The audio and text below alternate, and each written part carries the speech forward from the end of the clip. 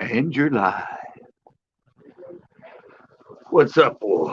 How's it going, peeps?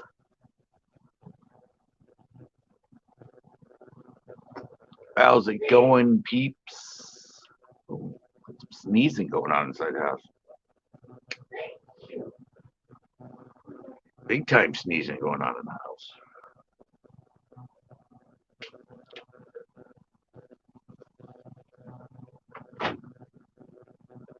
Ooh. Tonight, we might be able to see Mac. But I got a good story about Mac the Raccoon. Something he did on a night that I wasn't live. And it was pretty funny. It says 2 now. It done says 2. Welcome, guys and gal. Yeah, I'm only allowed one girl in here. That's why it says that. Killhut.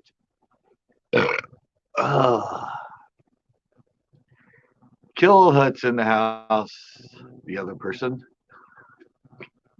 I want to say everybody, but there's only 2 people in.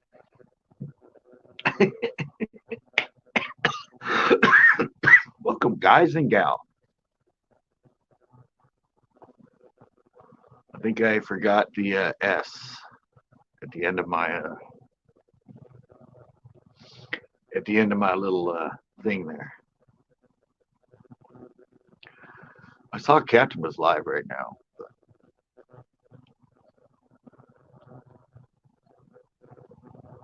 It says 2 on my side. It says 2 on my side.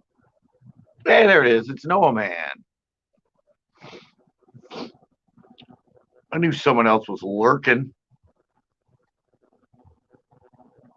Man, I found out so much stuff today about YouTube search. YouTube search and keywords and titles and descriptions. Man.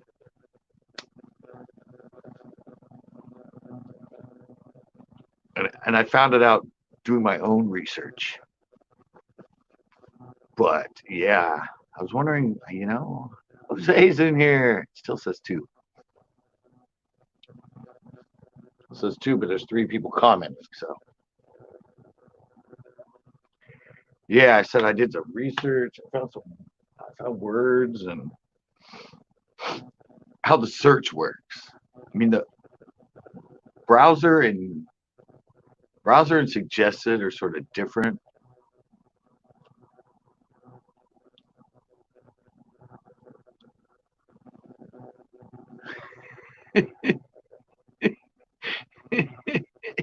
It's worse. Yeah, but I found out a lot about stuff.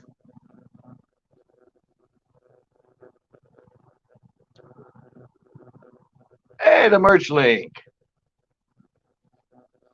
Yeah, I found out a lot. I said browser and suggested is different than when your video gets into YouTube search, I think. I think different analytics play into effect on that. But yeah, I learned a lot about how I'm going to title.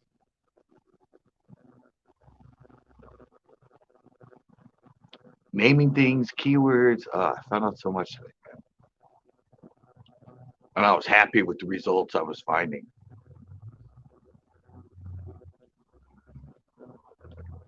I kind of did a whole search venture. Different ways to search for things and see where. I had fun, but I got ate up.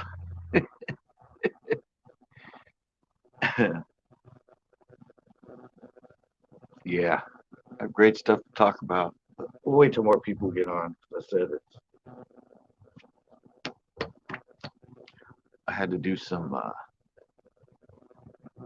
investigative work today.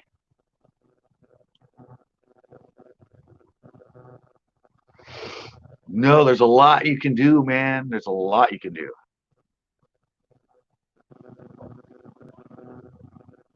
There's a lot you can do to get yourself to be seen and in at least searches without even having many views.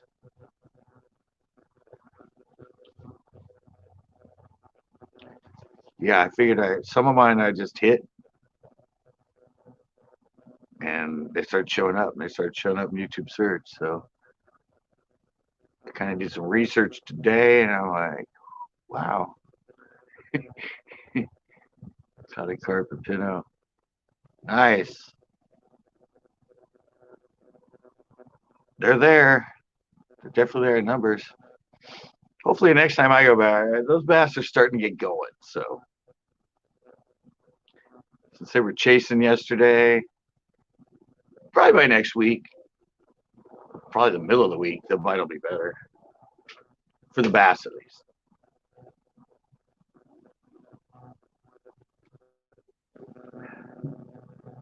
So it's starting to green up. Fish are starting to chase. It's doing pretty darn good.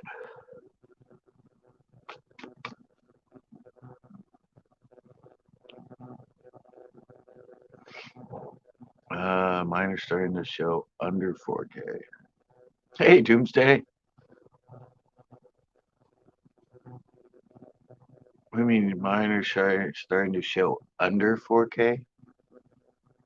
Oh, I see. Because you're doing them as 4K. Got it. Yeah,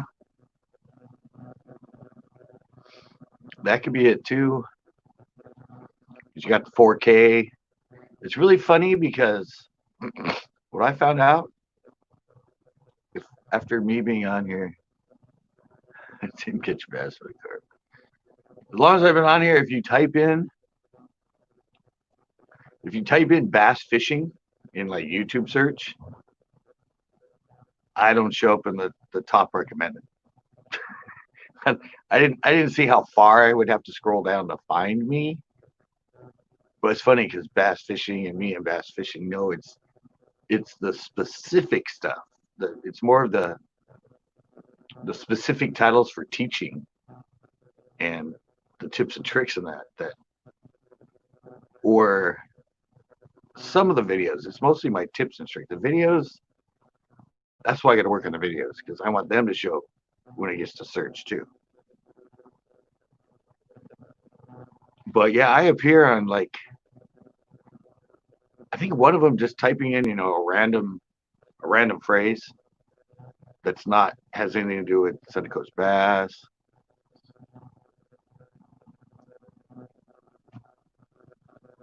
I go incognito tab and look it up. Oh, I didn't do incognito tab. I just did searching in YouTube for a video. And there's one I showed up number 1 on a video about keywords. That one I did a while ago. Has nothing to do with bass fishing at all. But I hit on something and I show up number 1. And a lot of the other videos on the page have like 1 million views, 200,000 views, 300,000 views. And I show up number 1 in the search. And mine has 1.1K.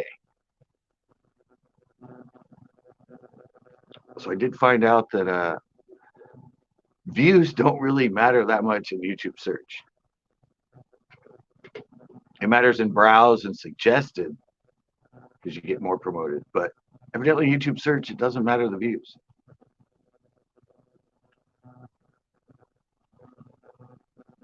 All right, Jose.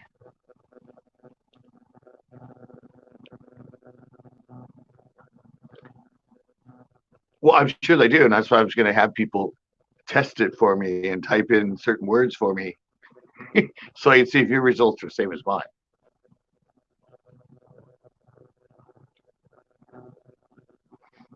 Yeah, so I wanted to test that. Tommy Michael Arts. Tony. I'm doing good. We're just talking about search results and we're talking YouTube right now. I found out some bunch of interesting stuff today.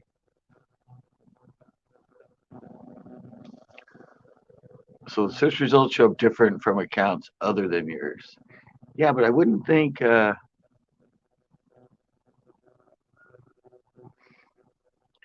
but I'm not doing a Google search.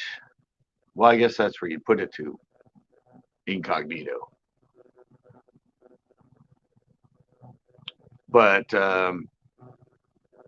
yeah, I said just the YouTube search because I said it's videos of mine that are now just taking off, and I don't see. Yeah, but I don't see why they would promote when I search something why they would show my channel. If they know it's me,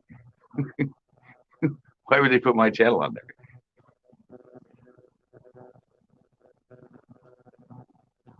That's why I said I was doing it like I was doing generic stuff, nothing to do with. I mean, if I type myself in, of course I'll come up. Or if I type a specific title or exact words I have in one of my titles, of course I'll come up. But I did some pretty generic ones, and I showed up. One of them I showed up 7 out of the 12 top that they show. 7 of them were me. I was like, wow. And that's a pretty generic term. I'll have to do that next time. Now I'll put on incognito.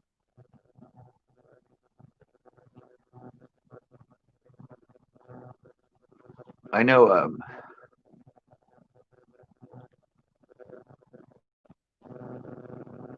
Well, yeah, but I said I can test it right now. I got them all written down for anybody that's the 2 device people. Yeah, that's what I wanted to do. I wanted to see because I don't. Yeah, I guess incognito would work too, but I know a lot of searches for certain things. Zeke's in the house. It's kind of the same thing for like obviously they pump you out stuff they know you on your recommended and all that. That's from history and stuff. Hey, Rattle Trap. And they know what you search for and what you look for. Yeah, okay, here. Uh, try typing in this one. Hey, Tito's in the house too. Okay, Killhut. Type in a YouTube search. And like, above it, the YouTube search. Type in where is it? Type in pier fishing for rockfish.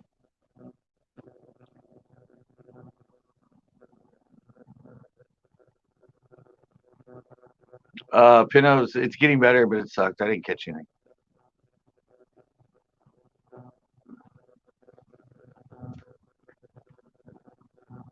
Ooh, there's some eyes in here.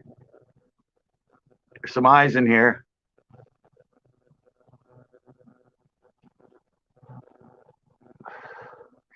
Yeah, Captain, we're just talking about. I know you just got off your live. I learned some stuff about. Did some stuff about YouTube search today. Checked out where I show up, when I don't show up, and all that other stuff. What words you can type in. What beautiful eyes. All right, Killhut, but am I on there more than once? In my search, I was on there like 5 times. Second one. So that's pretty good, and it's a generic. It's a generic phrase.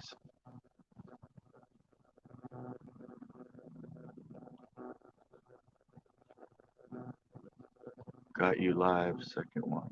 Oh. Yeah, I said I showed up number 2. I think I showed up number 2 on. I think I showed up number 3 on mine. But I was on there like 5 times. I was like, that's pretty good search results on YouTube for just something generic like pier fishing for rockfish.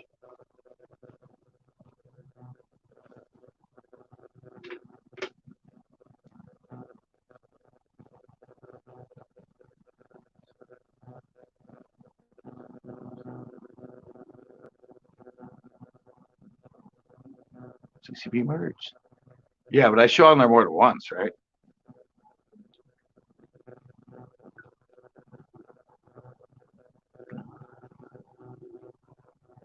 Sixth, one rock candy. Yeah. But like I said, that's pretty good for just nothing to do about Monterey. Nothing about to do about the Coast Guard beer. None of that. That'd be a lot more specific. But to show up on and those are some of the videos that are doing really well.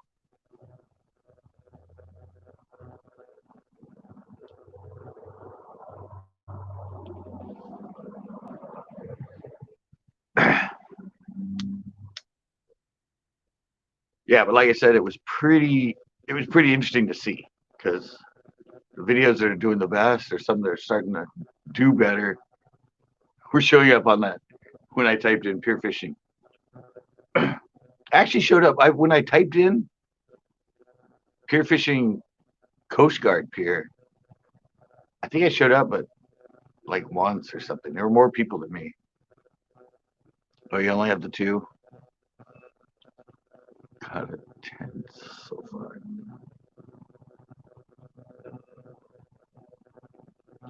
Yeah, but still, like I said, that's a very generic term. Here's another one. Type in this one. Type in this one. Find keywords used for YouTube videos. See what you guys get for that. See if I show up. Find keywords used for YouTube videos.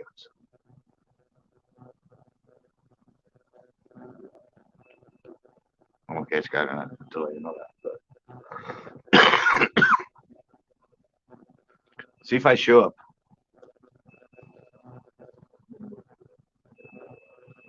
Has nothing to do with fishing.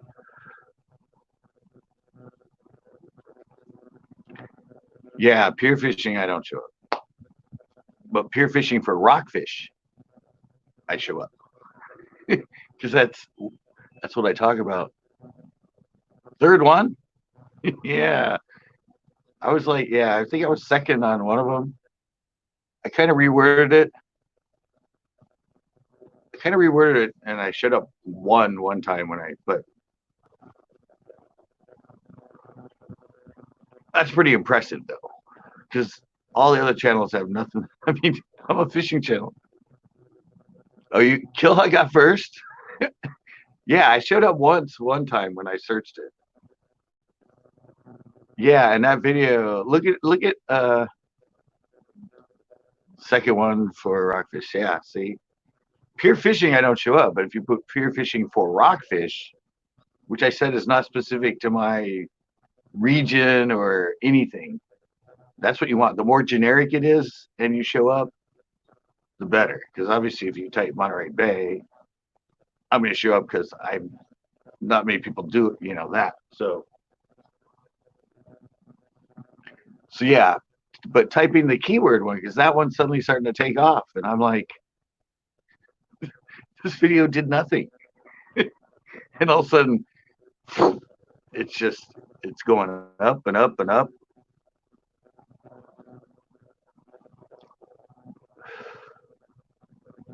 Yeah, see, you said Killhut first.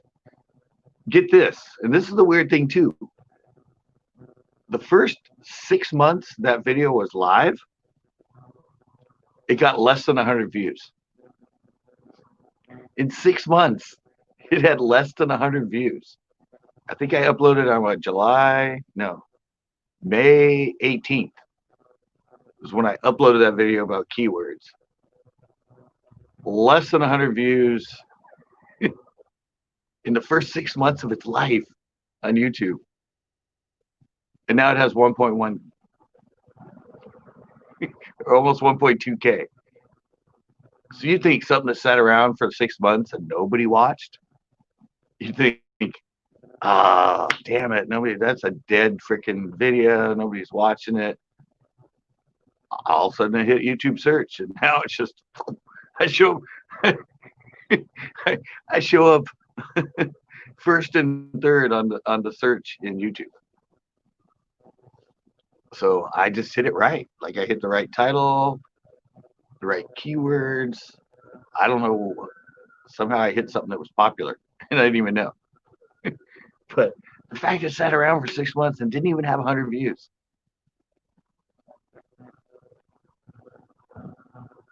And all of a sudden, poof, it's just going nuts. Rock fishing. Oh, I did show up. All right, I didn't look that far back. I only on a phone they show you the first 12 and they show related. I never clicked on checking further down. Yeah, I don't. But there's a lot of just pure fishing stuff. I often don't put. Now I'm gonna start to, but I put rock fishing and everything. I do put pier fishing, but I guess a lot of people don't fish for rockfish off the pier.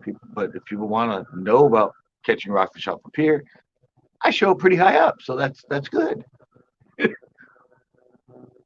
That's why those videos start getting so many views, and even after they've been sitting around for a while.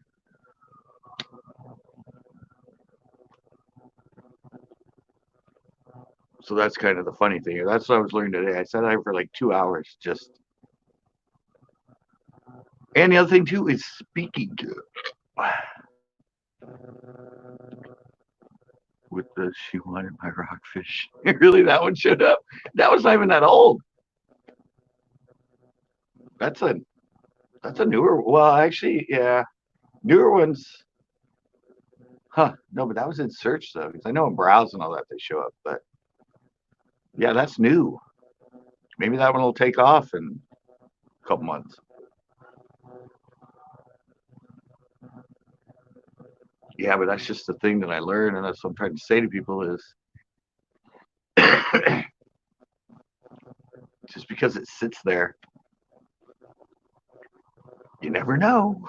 It can take 6 months to a year, and all of a sudden it just takes off.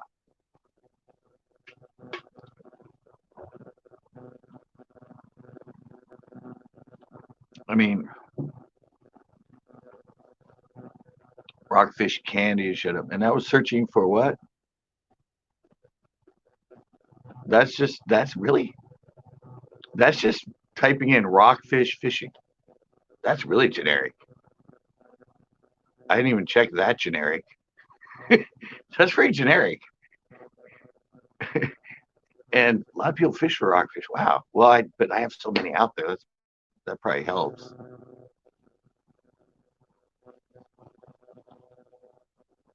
All right, Tito. Rock candy came up 40th. Huh. That's good. That's really good. See what I said? I think if you type in bass fishing, I don't I don't know. I know it's scanned down, but I don't show up in the top 12 like some of my other ones. Oh, here's another one. Let's see if I show up on this one. Wow. Hey, what is up? The stacking kid. All right, let's see if I show up on this search. Feeling a fish bite. That's what I typed in. Feeling a fish bite.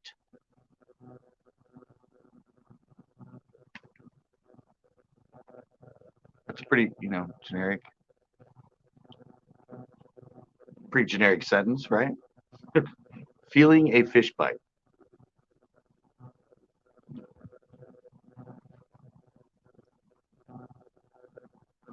This is fun. This is like a game. You guys help me with my research. This is like homework right now.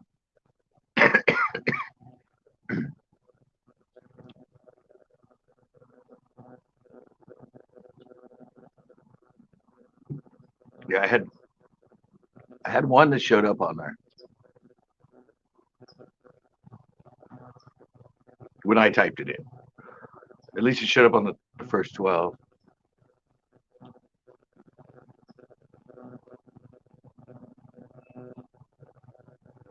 Yeah, how-to videos. That's what I said. It's educational ones. Educational ones usually, because of the titling and the wording, they get you into the YouTube search. A lot of my normal videos that aren't educational, oh, except for that one, Rockfish Love This Bait, which kind of sounds like a tips or tricks or a how-to video.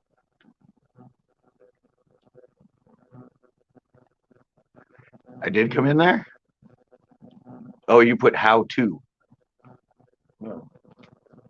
How-to, and I showed up 12. All right, well, that's good. But I said, just type in, don't do the how-to or anything. Just type in feeling a fish bite. See if I show up on that. Skip the how-to, feel a fish. Not that, just feeling a fish bite.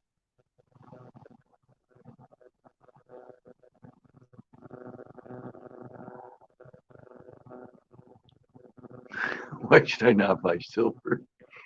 I don't know. I just learned all this today. I did a whole thing of just searching myself and searching myself because I have a lot of videos that are suddenly doing pretty good that are, and it's all coming from YouTube search. So I wanted to see how I kind of ranked. Really, seventh. So, huh. I think it was ninth when I typed in feeling a fish bite. But that's what I said. That's kind of my thought though, is because a lot of people, when you're searching for something, you're just like, uh, you might just do that, like feeling a fish bite or what a bite feels like. What I think the more generic and the more generic and less specific is better because then you show up in more searches. Uh, Found it. I'm 18th. Wow, that's good. And what did you type in? How far down am I on why you should not buy? Oh, so that's what you typed in. Why should you not buy silver? You should have 18th. Wow,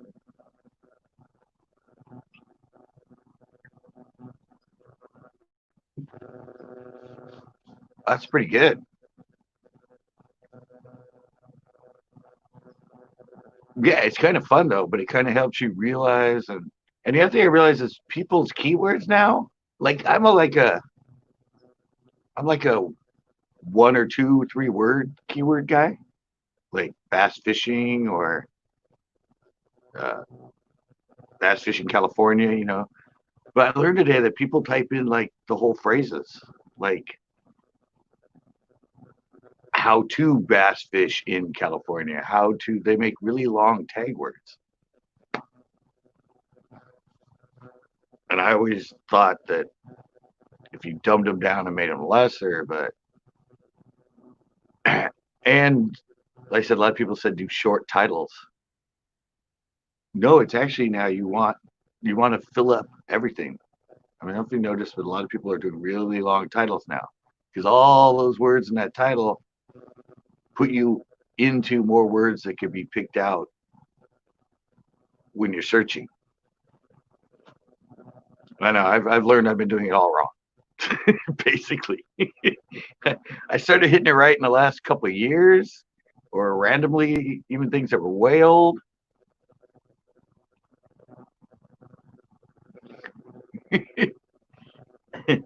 But now I'm like, wow, okay. Like I said, that one about the keywords has nothing to do with me, nothing to do with fishing. It's just something I knew and something I knew people might want to know how to do. And I mean, and if you look at a lot of it when you look at your search, look at the other videos.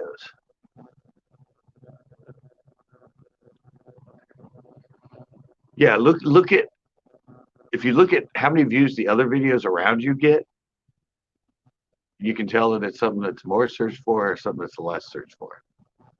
Because some of them, I mean, when you do the keyword one, some of them had like most of them had over 100,000, 50,000, 60,000. And here I am with 1.1. Yet I show up on the top of the list. It's all about titling, and description, and a burp, and another burp, and tags. Sorry, nature was sort of going in between my words there. Yeah, but I said I found a bunch of them. And these are sort of off. My videos are doing really well on search now, but I typed in bait casting reels, what to buy. I showed up. When to set the hook. I showed up. Bait casting rods, numbers exposed. I showed up. Plus the pier fishing for rockfish and the feeling a bite. But the funny thing is, nothing I typed in that started out bass fishing. I mean, I'm sure I'm somewhere on the list, but none of them I was in the top 12. Because I don't know, at least on my phone, when you do it, it only shows 12, and you have to click on it to show more. And that's the importance too of the catchy title and the thumbnail, because there's 12 on the page and people look, they don't necessarily go for the one that has the most views. They just kind of look down, go, oh, these are the 12 they suggested, and a catchy title and a catchy thumbnail, you might look better than the rest of the 12 or something different about the rest of the 12. And people are like, oh, this one looks cool. Yeah, my mind's like going now. Just sitting here researching myself.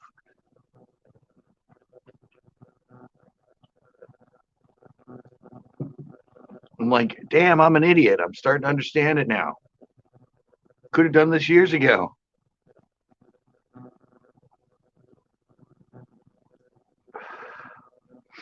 And I found that most people, when they're getting ready to title a video, they go look up all the videos that are on a similar topic and try to see which ones are better. Right now we're talking about YouTube search. Really that generic? I know I wasn't in the top 12 and I just typed in bait casting reel. It's pretty good though, 31. You know how many videos are on there? Yeah, I wrote bait casting reels, what to buy, because both of mine were about buying them. Or my biggest one, what not to buy. So that's what I typed in. Not my exact title, but bait casting reels, what to buy. And I showed up on it in the top 12. But really, 30 through 31. Huh. That's good though. I mean, you guys know how many freaking videos are out there about bait casting reels. Best bait casting reel 31. Huh. And I'm probably the one with the least amount of views on that whole list. That was what was amazing to me, is seeing how many views all these other channels that were either above me or below had. I'm just like, and I'm showing up. Ryan Littimer. Yeah, I saw him. When I searched it, he was below me. Yeah, I saw Tactical Bassin on there below me. I saw Informative Fisherman on someone below me. I saw Bass University below me. Yeah, some of the bigger channels were below me on the search.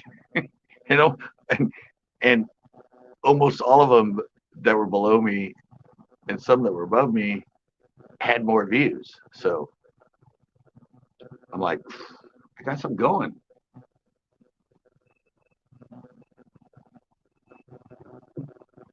YouTube analytics are starting to like me. we're starting to go, whoa, finally, he's learning.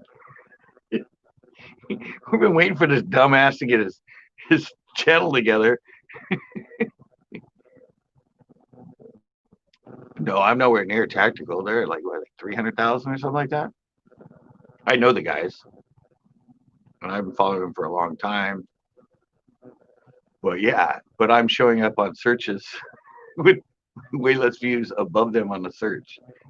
I'm like, I mean, I've been on YouTube longer than them, and I probably have more videos than them, and I think all that kind of helps. But what? How to? Oh yeah, that's right. How to hold a bait caster. Yeah, that's a new one I just did, and that's why I did that one. That's why I've been pumping out them. And that one's not that old. It was like a month or two, three, maybe 3 months.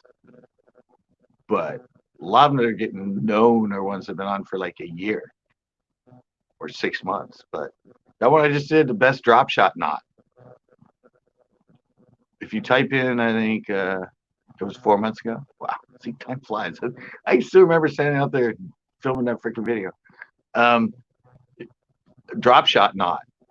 If you just type in drop shot knot, I think I show up with that new one I just did. It was April 29th. So it's only been 2 months. And that one's already showing up with getting a lot of views in a month.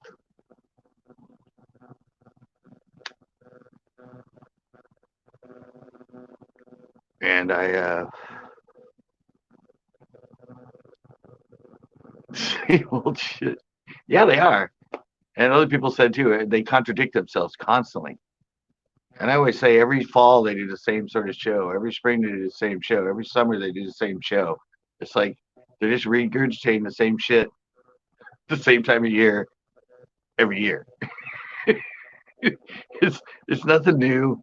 They might add a bait, but they're just that's what they're doing. They're just because it's springtime, so they gotta do springtime videos. Ooh, it's fall, they gotta do fall time video. Oh, it's summer, they gotta do summer. Oh, it's winter, they gotta do winter. I mean, they're playing. They know how to more than me how to keep yourself going and keep yourself in searches and knowing when they're going to search, when they're not going to search. But yeah, drop shot not. Not even best rating. I think just drop shot not. I think I showed up on that one. How are they that popular? Well, cause see, YouTube search is totally different than browse.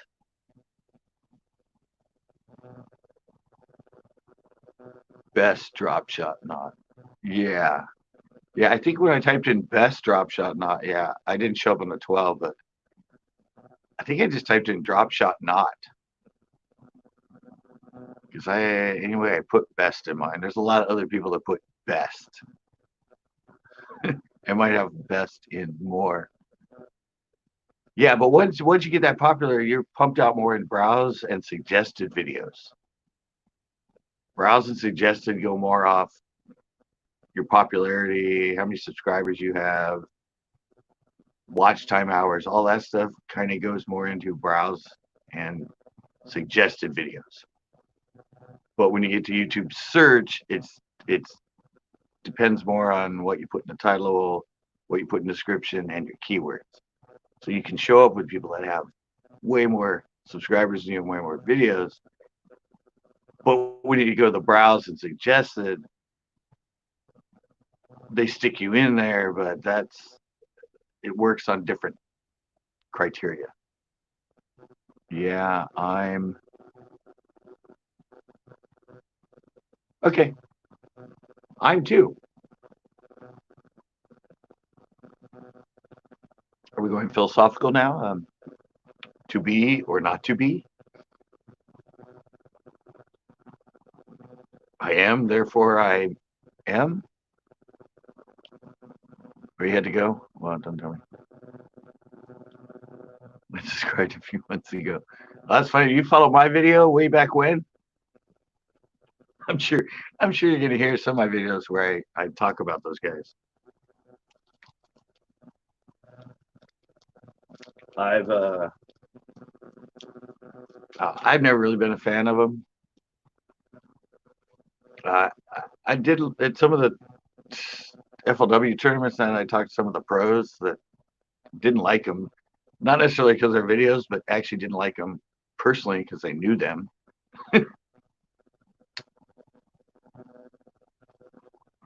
Yeah, I don't know. It's just the same rhetoric, it's the same thing over and over. The same thing you can get from Tiger Muskie.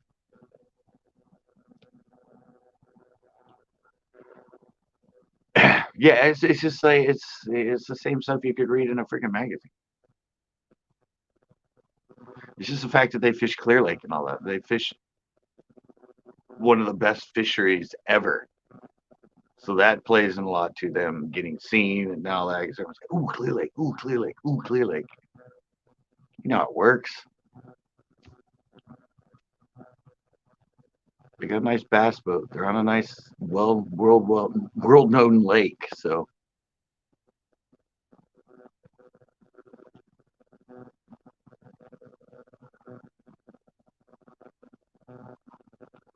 tactical bashing. Oh, I've mentioned them. What you're new here? Well, this is the all over the place night. This is a panel night. Anyway, nobody's joining, but that's why I have the like funky hat on and stuff. This one, sometimes it's all about bass fishing. Sometimes it's about I don't know, anything. Peeing on electrical fences. Yeah, I've never done that. I don't think it is. But yeah, like I said, it was interesting to me to figure out like why videos that are over a year old are suddenly just freaking going nuts. And they didn't get anything in the first like 6 months of their life.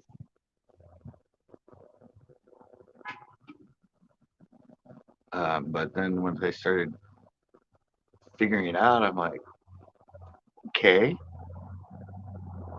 I see what I hit on there. I see why it's hitting in searches. I see why it's getting out there.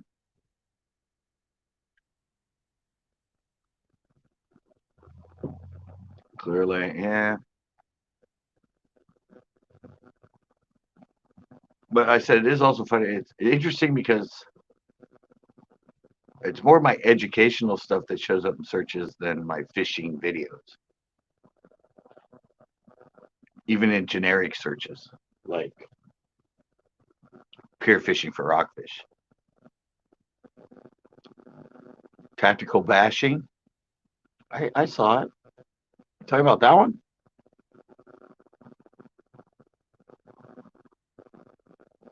Oh, maybe I didn't mention it, but I saw it, Tiger Muskie.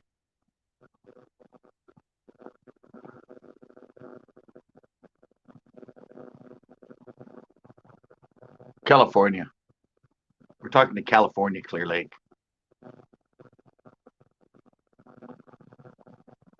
It's a destination from all over the world to go bass fishing. Anyway, most of them don't come there.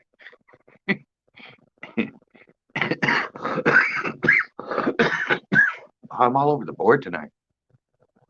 I'm going from 5 to 11 to 10 to 7 to 9 to. There's a lot of people in here. It's just like random. It's weird. Yeah, but I said it's. I gotta do a video on it. I gotta do a video, a tutorial. He fished in Texas. No, we're talking about the Clear Lake, the internationally known mega bass producer, the one that always shows up in the like top 10 list of Bassmaster and FLW. Yeah, that Clear Lake, but I'm kind of like, I think Pinot's better. I think my little local lake here produces more than that lake.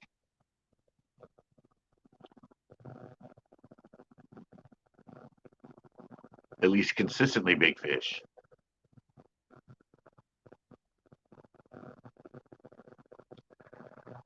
Yeah, but I said yeah, I gotta do a video on it. Definitely. It's a video on how I sort of figured it all out today. I'm definitely going to be titling things differently. Oh, I think if you type it in too,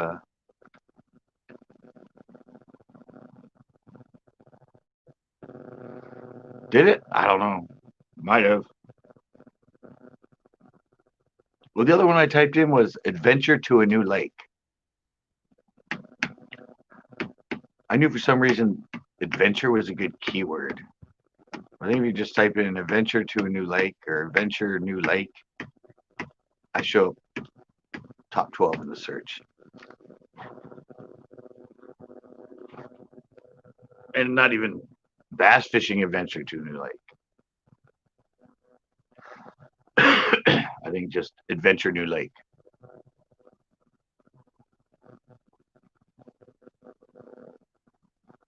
We gotta get to bed. All right. Thanks for coming in. I saw you in with Captain earlier. I checked on Captain. I saw he was live. Keeping up on you, buddy. Yeah, but I was amazed too because I didn't think about this, but the audio helps too in searches because YouTube ain't deaf. YouTube reads and YouTube listens. So if you say your keywords more in your video, that also helps in search.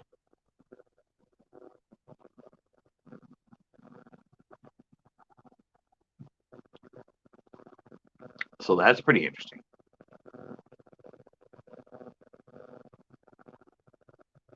I've always wondered why. I don't know if you watch a lot of like even John B and all them, their fishing shows.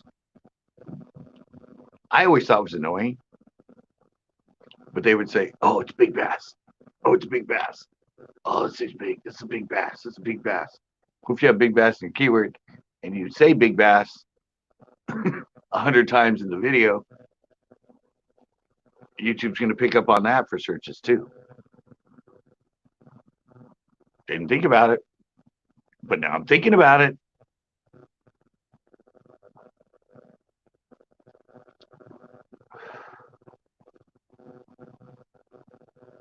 Yeah, and then I said a lot of my tips and tricks, I'm saying the same word over and over. That's in my keywords. It wasn't intentional, but if I'm doing something on a bait casting reel, I end up saying bait casting reel like, 10, 11 times during the 10-minute video. And that all gets picked up as something that gets put into the search, the analytics.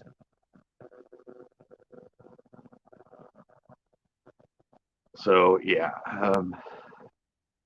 don't worry though. I'm not gonna start. I should make fun of it one time. And that video bagger is like, if I'm doing a robo worm, I'm like, I'll just say it over and over. Guys, today I'm fishing a robo worm. A robo worm. A robo worm. A robo worm. Yes, that's right, guys. I'm fishing a robo worm. Did I tell you? I'm fishing a robo worm. A robo worm. Hey, yeah, right there. You got like your keyword for that right there, like 40 times. You can only type it once, but you can say it as many times as you want.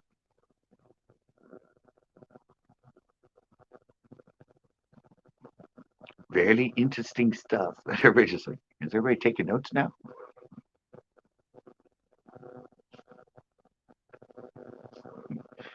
So he's getting ideas.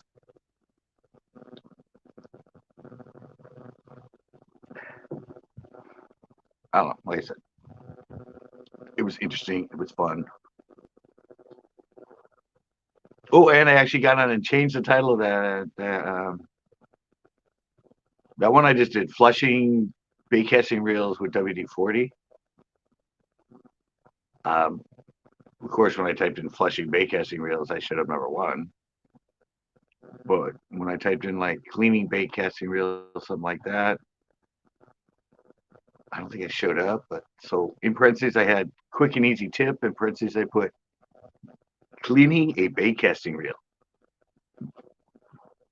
I'm already in the search, but I didn't show up in cleaning a bait casting reel, which is actually what flushing a reel is for. I didn't put in the title, so I changed it and put it in the title. So we'll see if it starts getting picked up more in the search.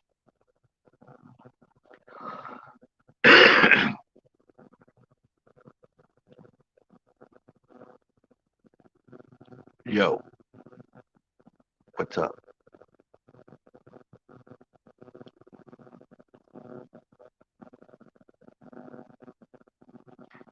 Well, I just learned it now. Yeah, I've been on YouTube for almost 14 years, and I'm just really now looking at the analytics. So I learned all this stuff just today, just by researching my own. And it came from the fact that suddenly a lot of my shows have been on there for 6 months or something. They got nothing, or suddenly getting 1,000 views a month. 800 views a month, 400 views a month, and they're a year old. I'm like, they didn't get anything when I put them on. They got hardly anything. I said one of them that that keyword one. In the first 5 months, it didn't even break 100 views, and now it's at 1.1K.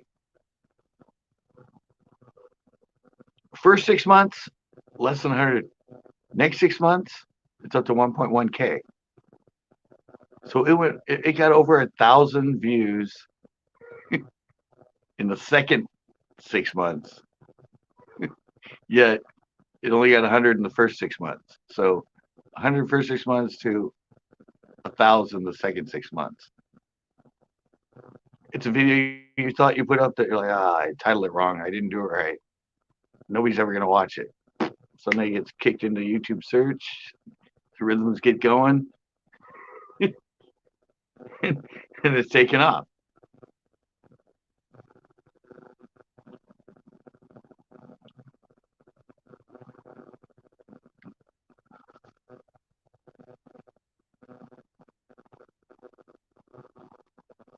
Tubby Tub. I learned about that one today. Tubby Yubby, what is that one? Whatever the one he mentions in there. You got your shirt? We should get your sticker. I forgot to put it in there, so I sent it separately.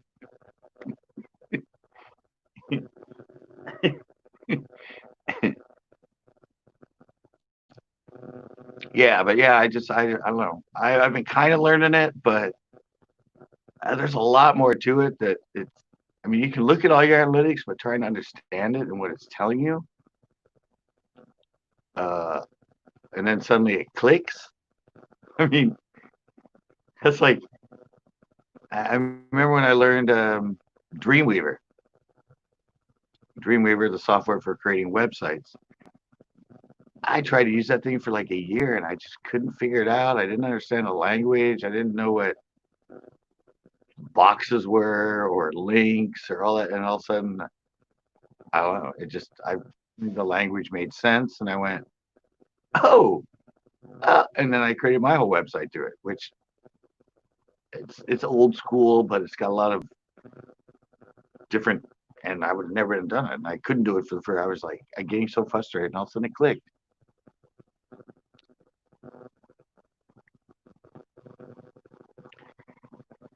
No, I headed down there, corn, and I'm like, and I got there, and I went, fuck.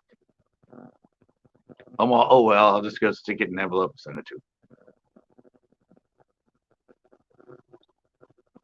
I didn't feel like driving all the way back home when I could just send the sticker separate. So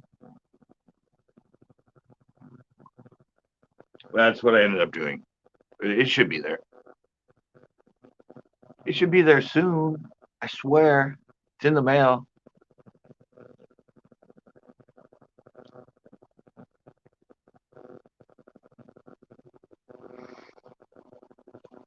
Yeah. There's tons of them. There's tons of them. And that's what we were talking about earlier, Captain. Next time personal delivery. Yeah. Once this whole Rona thing gets over. Um, yeah, but that's what I said is my one about finding keywords, which has nothing to do with bass fishing. That's the one that's like taking off right now.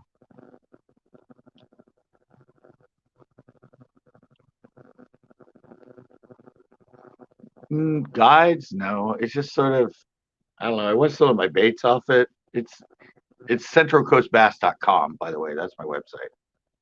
I've had that website for like 11 years now, something like that. No, I have some of my old videos linked to it, my tips and tricks linked, hands on. Um, yeah, it has some links to friend stuff. I think I have a photo gallery on there. Um, I don't know. It's just more that my nowadays it's not so much about the website. It's the fact that my email is bass@centralcoastbass.com, and that email that everything is attached to has been out there that long. So I kind of I kind of have to keep the website to keep the email.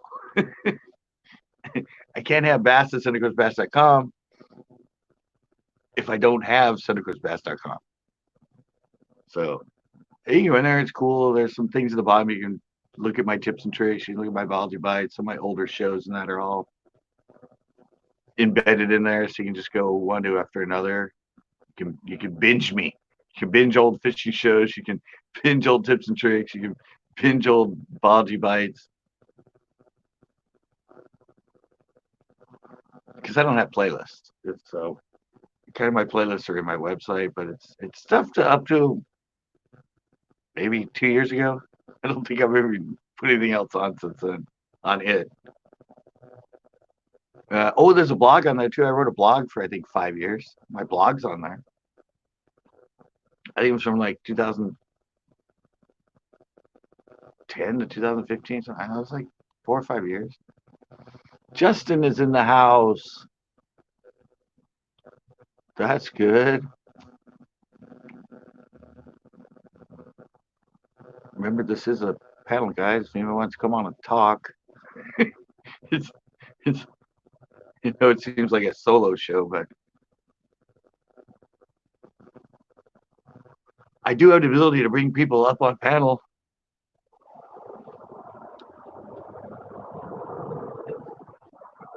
Yeah, but yeah, I don't know. I mean, it's like Captain said, there is a lot of stuff out there, but until you kind of understand it yourself and kind of understand, I mean, you can kind of look at all this stuff and kind of go, huh, okay, all right. But if none of your videos really take off and they don't get a lot of views, and then suddenly, for me, I said when what spurred me is when these videos just started showing up and getting lots of views a month. That's when I went, what the hell did I do different on those? And that's why I started all my research today, and I started finding out like the common thread between why certain videos, and also I'm like, why did it take 14 years? I was, it's like the analytics, like I said, the analytics were going, when the hell is this guy going to get his act together so we can promote him? We know he has lots of videos. We know he's been on here a long time. Yeah, I said I probably am. I'm probably gonna do a video about what I learned today. Um, so yeah, yeah, I'm definitely gonna do one about it. Since mine that's basically about analytics with the keyword thing is doing so good, might as well throw in another one about analytics. But I'm doing, I don't know, I think I explain it different, or I don't know, the way my head works when it's written down and all that, and it's not like, I don't know how I say it, but within the framework of my own mind understanding it, I don't get it. I think I'm doing it, but I'm like, I think I'm right on. And then somebody that understands it looks at it and goes, the hell are you doing? I'm like, well, I'm doing it the way I learned it from. It's like, well, you learned it wrong. Because you're not doing any of it right. And then, like I said, it was like that website creating software. I just, I said, I spent kept going in and trying to do it and just didn't understand. And all of a sudden, it's like the language, bing, light went, and I'm like, oh, that's it. And then it was like, oh, so that's what this is. Oh, that's what that is. Oh, that's it. And so I was able to put everything together and start doing all this stuff. And I'm like, why did it take me a year to figure out this program?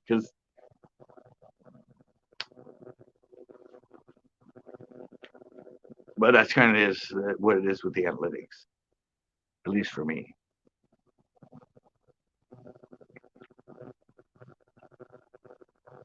Having somebody explain it to you properly, I guess.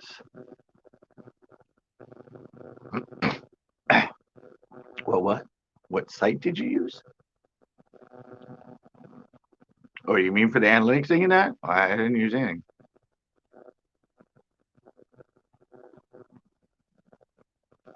Talking site, I was talking about building my site and learning Dreamweaver, but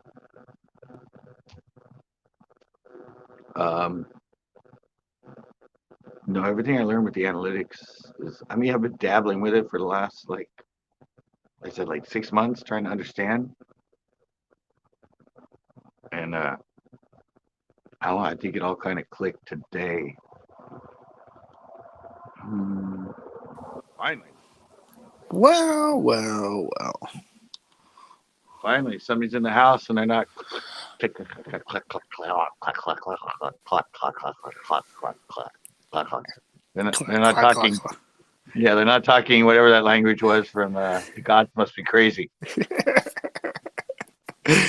Oh gosh. Click, click, click, click, click, click, click. It's because Wasn't I have that? my. It's because I have my headphones in. Okay. It was the way. Remember, you've seen that movie, right? Oh yeah.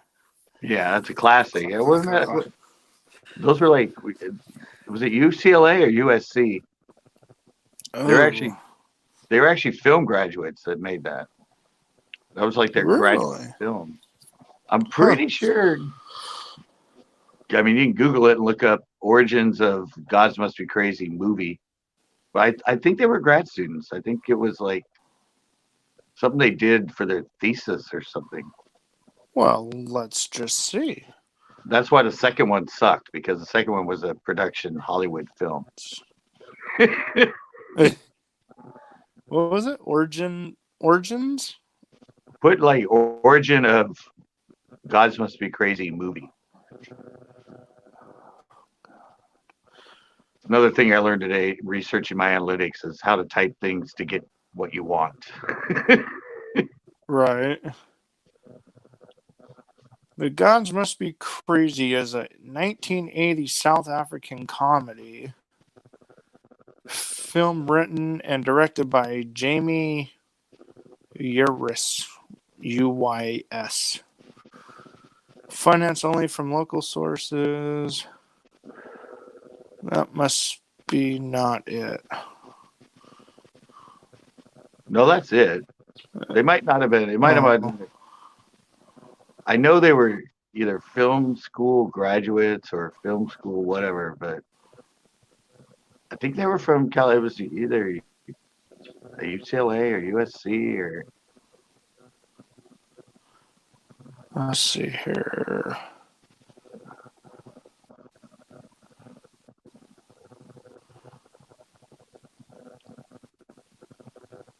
I don't know. That's just that's what I remember when it came out, because I'm always into, I love movies so much. I always like the background of them and the history of them.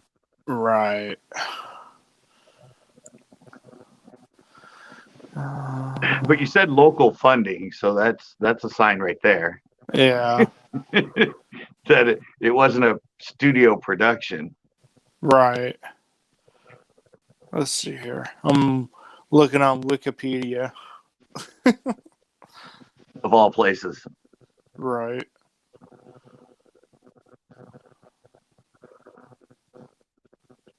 Yeah, I don't know. That's just Um. every other random thing that I type in that people want to prove me wrong. They always end up going, "Hey, you were right." I'm like, "Was I?" I'm like, I don't even know where I learned that fact, but it's always been in my head, and I was right.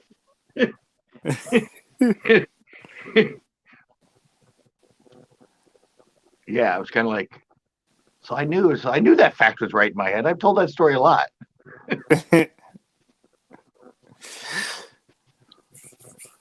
Or maybe it wasn't. Why? When was? Oh. Well. Hey, what's today's date? July 13th? Yeah. Yeah, it says, when was God Must Be Crazy made? July 13th, 1984. Oh, it's its anniversary. Yeah. Oh, that says 94.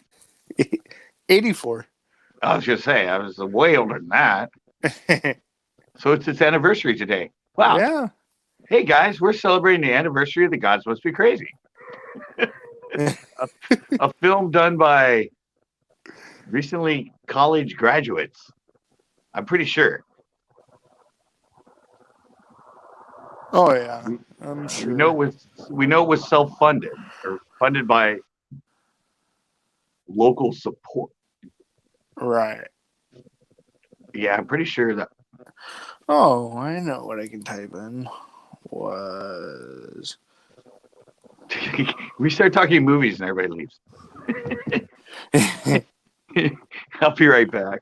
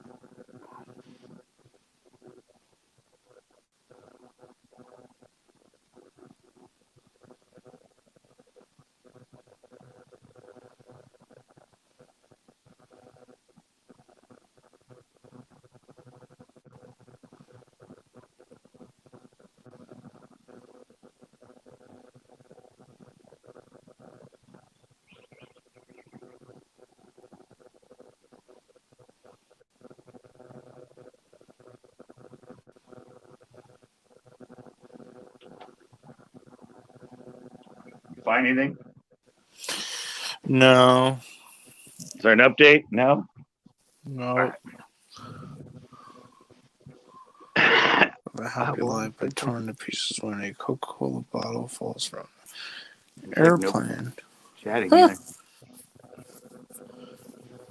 Just might be me and you. We got 6 people on here, but it's just like everyone's like nobody's chatting. They're like, okay. Well, I do know Steven Spielberg's first movie ever made was a college one. Do you know that Did you movie? know? Right. Did Do you you know know that that there movie? was There was what? Steven Spielberg? Yeah, but did I know what? Did you know that there was two The Gods Must Be Crazy? Yeah, that's what I said. I said the Oh, first one was okay. made independently, and that was really good. The second one was a Hollywood production. And it sucked.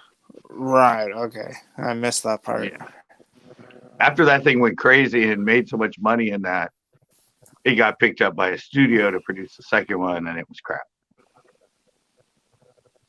It was like they had the budget and they had all that stuff, and it just kind of it took away from the original story.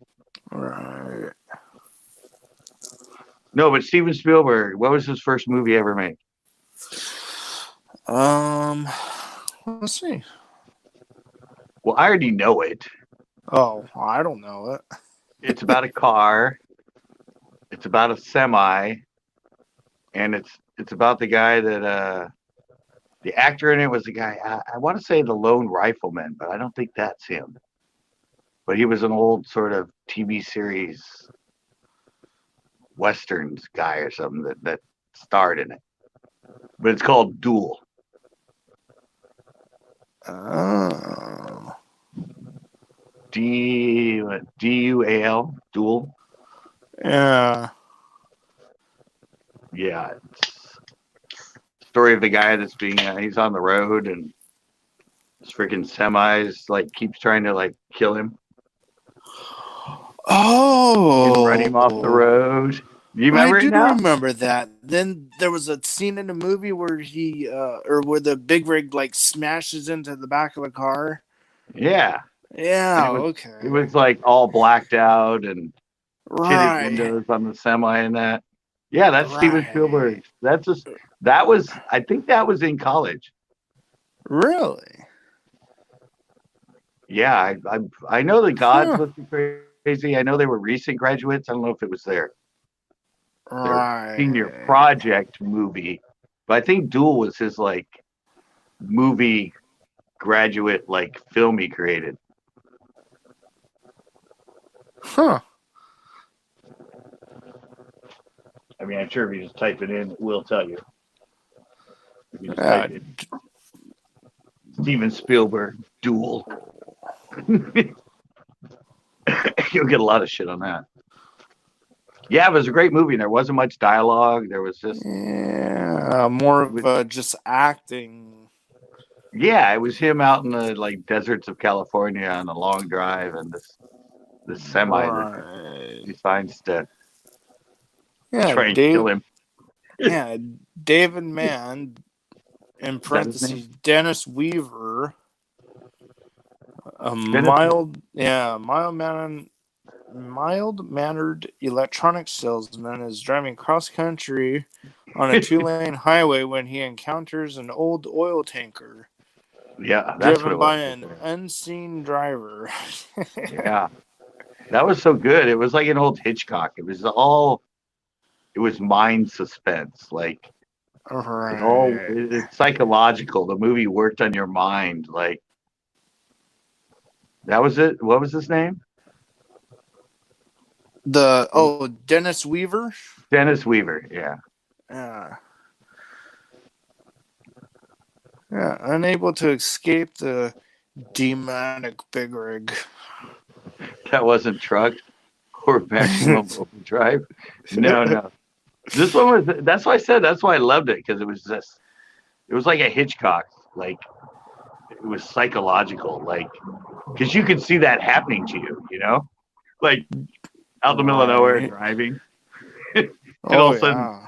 there's just this like strange truck that's like tailgating you, and suddenly it bumps you from behind, and you're like 2-lane highway out in the middle of nowhere, Right. no Did you know cell that? phone. Yeah. Did you know that they only spent like $450,000 on that movie? Yeah, that's because it That was a was college movie. crazy. Well, it was a Well, half back million they spent. the what? Half million. Yeah. Well, Well, I bet back you got. then, yeah, back then, half millions probably today's Yeah, money probably 5 but million. I bet you they spent like that much on Guys Must Be Crazy. Probably a little bit more Yeah. because they had to go to Africa to film it. But Right. I imagine the budget for that thing. It's probably around the same.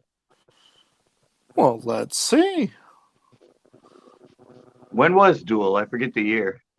19. Hold on.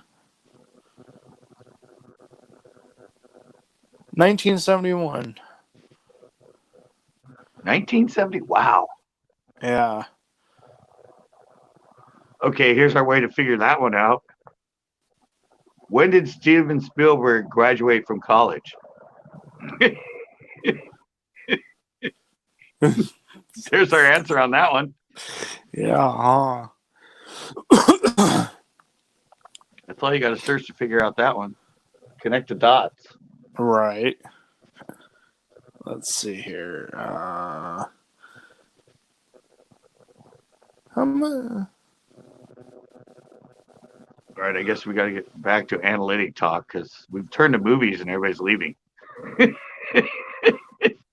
It's like this has to do with analytics, sort of though. Hey, just think, you pull out your strap on and you can make your own movie. Yeah, I almost filmed with the strap on with Tito and Lonnie at the pier, but I brought the strap on, but I forgot the card for the camera. So strap on Wow. video, yeah, it didn't end up happening. They spent $5 What? million on the God. The gods must be crazy. Well, think about it. How many? 5 million? Yeah. Well, consider 5 million compared to 500,000 in 1971. Right. Yeah. 13 years later, Yeah. probably Okay. comparable. Right. Okay, here's a trivia question for you. How much did they spend on Rocky Horror Picture Show? I don't know. I think that movie. I think that movie was made with $30,000. Really? That's what I remember in my head. Picture.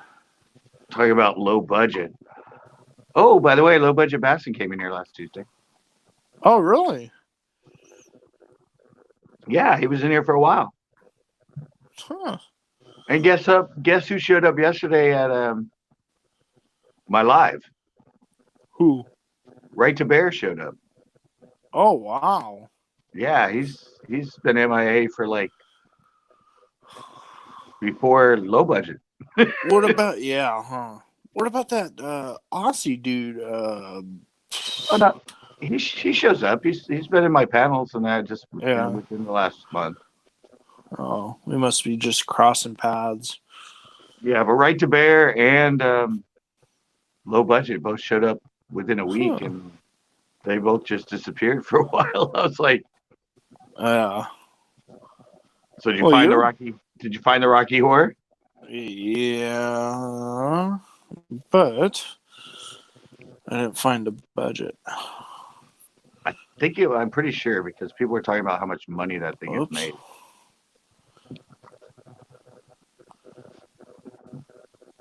$1.4 million? Is that what I said the budget was? Yeah. The Rocky Horror Picture Show budget. 1.4 million.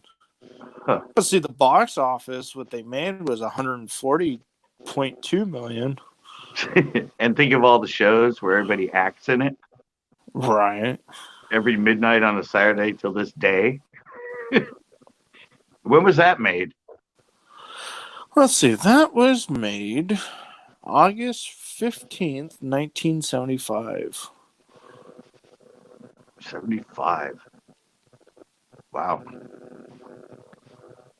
Okay, so what year did Steven Spielberg graduate from college? Oh, yeah. Back to Mr. Spielberg. Everybody must be cruising other lives because I'm like up and down. It's like as many as like 12 or 13. Then I went to 5. Then I went to 10 again. Now it's back to 3. It's like, all right, let's wait till he gets on another subject. We'll come back later.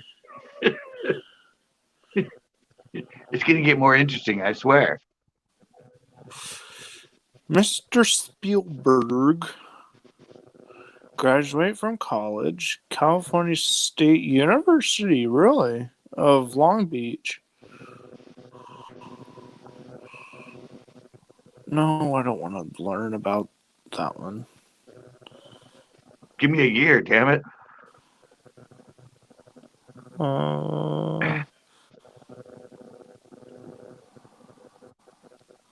It doesn't say. Wow, net worth $3.6 billion. Sheesh. He's doing about as good as Mr. Beast on YouTube. Yeah. Odd comparison, but Right. Maybe it is better The to go. Hollywood director returned to his studies last year. Well, this was in October 26, 2009. This article. Studies last year. He did not attend classes, but completed his course's requirements through independent study. Spielberg dropped out of school in 1968, just short of completing his degree. Wow. Ooh. So that was basically his. I'll show you. Right. He drops out in 68. 1971, he has this first ever movie that's a hit. Right. He goes, Spielberg eventually awarded an honorary degree from USC in 1994, and in 1996 became a trustee of the university. In 2002, 35 years after starting his college career, Spielberg finished his degree. He received his BA in film production and electronic arts. So after all of his success, he still felt the desire to get a degree. Right. That's kind of funny. It's like you wouldn't think it would matter after all your success Right. to go back and say, you know what, I need my degree. Huh. That's just, I don't know. Why would you do that after that long? Well, I don't know. Wow. In 2019, the richest paid male actors is Dwayne Johnson at $89.4 million. That's The Rock, right? Yeah. Then you got Probably Chris want to get paid for wrestling. Yeah. That's it. I'm making a movie. Yeah, exactly. Well, what was the same thing with Blair Witch? The project was all independent and done independently, and I'm sure the budget for that it wasn't much. And that's the same thing too. The first one was a huge hit, and then they got funding and got picked up by a studio, and the second one sucked. Yeah. Huh. Whenever they get picked up by a studio, it just kills it. Right. They want to give it all the special effects, and they take away from all the good writing and just the scripting, and they want to make it a planned Hollywood movie, you know. And Right. 9% of the time they bomb. Right. I mean, it doesn't bomb. I mean, sure, it still makes the studio like a couple $1 million, but yeah, but still. I know, but it doesn't gross the income from the original. Right. That was made on a shoestring. Huh. And the Blair Witch Project too, that was all true. Oh yeah. It's based on true story. Yeah, but the what they did when they filmed that is they actually left them alone out there. Oh hell no. Yeah, while they filmed it, and they would come in the middle of the night and leave more batteries for the cameras, and they would leave them notes about the script for the next day. Huh. Yeah, so they actually the actors really sort of had no idea where it was going. Wow. While they were filming it, and that's how they captured what they captured within the film. Yeah. And and the funny thing, while the actors, they tried to keep them not sleeping. So yeah. The actors actually stayed in the woods the whole time they filmed it. Wow. In their tent. and they would play like music of like wolves or tigers and different stuff like during the night and all that, just to sort of add to the the scariness in that. So yeah, I saw a documentary on how they filmed it, Huh. and yeah, they actually sort of kept them awake. Didn't have any contact with them because a lot of the filming was done, first person by them. Right. So they would just come in the middle of the night and get up in the morning. There'd be a sack with ideas for or script ideas for what to do the next day and new batteries and everything. And yeah, Huh. Interesting. yeah, it's basically taking a couple of your friends out in the woods and saying, hey, here's a challenge, stay over, and then the whole time you're like throwing rocks at their tent and and playing sounds of tigers and wolves and Right. yeah, and you're like, I think that was one of the things they did too, is while they were sleeping that, and they would like throw rocks like by the tent or hit the tent and like wake them up for a bit, and then they'd like try to go back to sleep. And yeah, it was like psychological warfare on your actors. But then they did the second one and none of that happened and it sucked. Right. So those are the movies I like. I mean, that thing was a huge hit. Right. Huh. But a lot of people don't. Interesting. But when you learn how they did it and how they captured that, that's when you're like, freaking genius. Hey, you should do a fishing movie like that.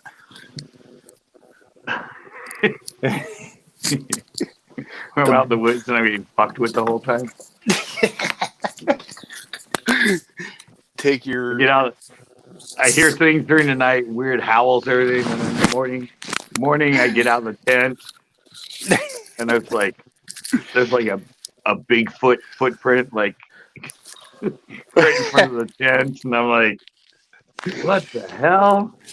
And then you have your fishing pole out and you tie your skeleton decoration on it. No, then I go fishing and oh god, you really got my mind going on. But I go fishing, right, and I'm casting in the creek or the river, and I catch something, I bring it up, and it's like a ball of like almost human hair. Oh my gosh! It almost someone's wig. No, it looks like it looks like a Bigfoot's hair. Oh, You didn't even see where I was going with that. I mean, come on.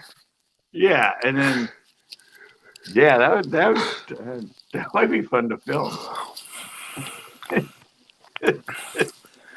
it reminds me of this time me and my buddy we went camping up in Don Pedro, and friggin' it was sunny during the day, but at night it started to rain, and we were camping in tents, and so it rained a little bit, and then it stopped. And then we got out like in about 11 o'clock at night out of our tent. And freaking all of a sudden you got out and we seen like a rabbit. Like we shined a light on it and it had like glowing eyes. Like, oh shit. And then up in the distance we seen a coyote or something up in the distance. I was like, dude, I don't know. But we didn't last. I don't know if anybody's done a spoof Bigfoot fishing story. Well, I think you better jump on it. Well, I was just thinking because I'm just getting ready to upload the one about the Fozzie experience. Fozzie, that whole story I did with that. Uh-huh. That'd be fun to do a spoof, something like that. Just a fictional story of an adventure like that. There you go. Yeah. That's the new thing. Storytelling on YouTube. Yeah. It is. Oh boy. Backroads is in.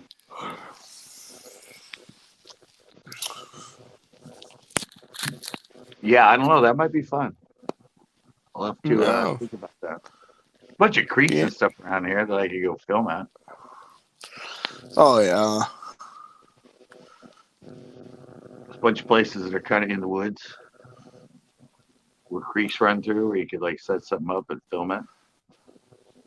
We'll go to that one part on El Cerro, but back by the cemetery. Yeah, that's not a creek though. It's got to be more out. Yeah. Plus, you'd hear cars and everything. True. You got to think about audio in the background, and Yeah. you'd kind of have to be out somewhere where it's sort of isolated. Oh, if I still lived in Slow with San Luis Creek up in the hills, oh, that'd be a great place to film. Oh, there you go. Up in Reservoir Canyon where I used to, yeah. Well, if I go down there sometime, maybe I can film it. Make it short, little 10-minute video. But ooh, I could have a dream like the next night after I've seen this. And I could have flashback dreams where I'm showing like all the footage of Bigfoot Yeah. Huh. and the sightings and then back to me waking up like sweating, going, he's not here, he's not here. I gotta get back to sleep. And then Right. wow, you just scripted a whole new like little movie for me. Hey, did you see what's going on off the Santa Cruz Pier? Freaking tons of anchovies. Oh, All the yeah, baits in. I've seen that at the Coast Guard Pier. Yeah. It was so thick, the water looked black. Yeah, exactly. When Yeah, was that? I was like 3 or 4 years ago. Oh. So you know where you Huh. park at the pier? You know where you park at the pier before you go down onto R- the pier? right. Well, I walked out there and I looked and I'm like, why is the water black? Yeah. And then I sat there for a bit and all of a sudden they spooked in that. All of a sudden I'd see a little bit of the sand bottom. Huh. And then all of a sudden it would just go back. And I walked down the pier and I'm just looking out in the water and it was clear. Like the water was like the infinite clear that it gets. But you look down in it and Wow. it just looked black. And it was just Huh. that many, I don't know if they were anchovies or sardines or whatever, but Uh, it was just, it was amazing. I should have filmed it. I don't think I ever filmed it, but wow. I don't know why they were in there or just a circuit or what, but it was like, I remember talking to that lady. Remember talking to that crazy lady, Marge. Oh, yeah. I don't know if you know Marge. She's the one that always like cleans the pier. Oh, She always no, walks I up and don't. down it with the little thing, and she collects all the line and all the hooks. And I've seen her out there with a vacuum, like vacuuming up stuff. No way, really? Oh That's yeah, funny. right here. That's what he said. We should put Lonnie in a Bigfoot outfit. Perfect. Put Lonnie in a Bigfoot outfit. I don't know if we could get one that big, but that's what Backroads is talking about for the video. Put Lonnie in a yeah. That'd be a good ending though. I finally see him before I get the hell out. And I can do the old shaky footage of him like running up the hill or something in a slash. Yeah, there you go. Good ending, Backroads. I like that.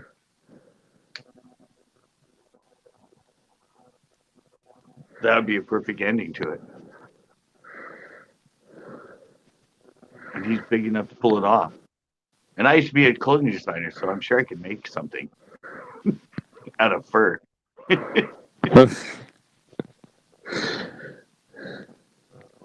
Yeah, that'd be fun. My next new movie, The Yeti. Yeah, that's what we could call it. That could be a title. Bass fishing and the Yeti. and and it would work in the analytics and search because Yeti is the cooler company and all that. Oh, there you go. I Yeah. didn't even think of that. Yeah. And then in the parentheses I could put not the cooler. Not the cooler.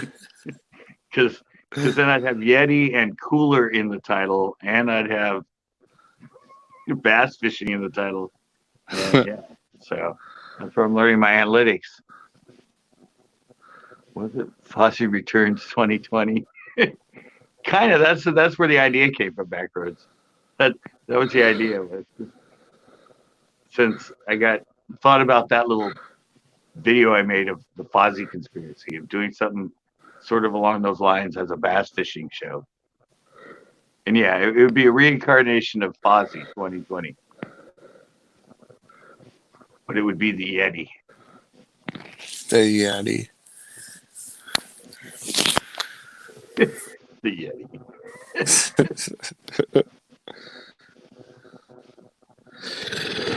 Oh gosh.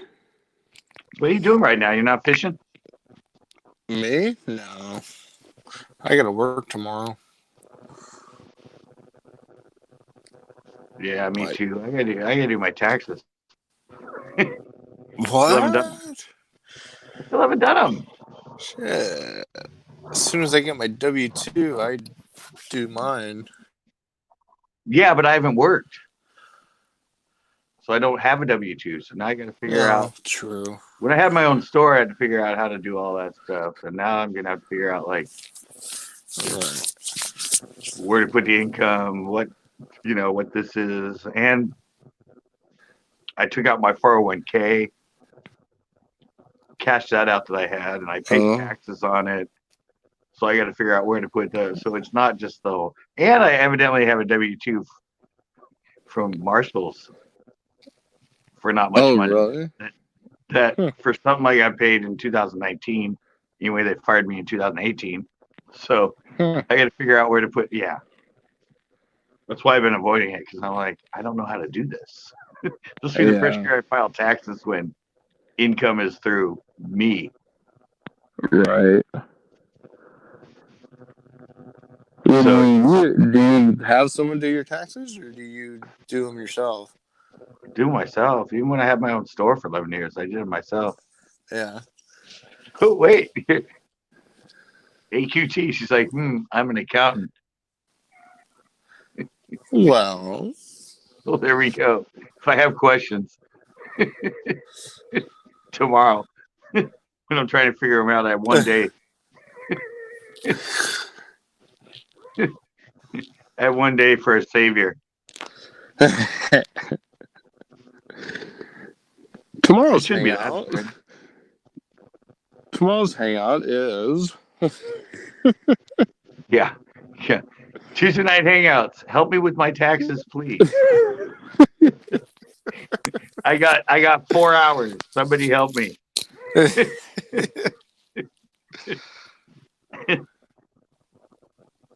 I don't know. I should be able to figure it all out. Just H&R Block free online. They ask you the questions and you just plug stuff in. Yeah. I used TurboTax. They got a free online thing too. Oh. AQT, like, no, I still have 2 days, AQT. I always do them the last day. Yeah, they moved. I grew up as a college student, so, study for the test? Oh, night before.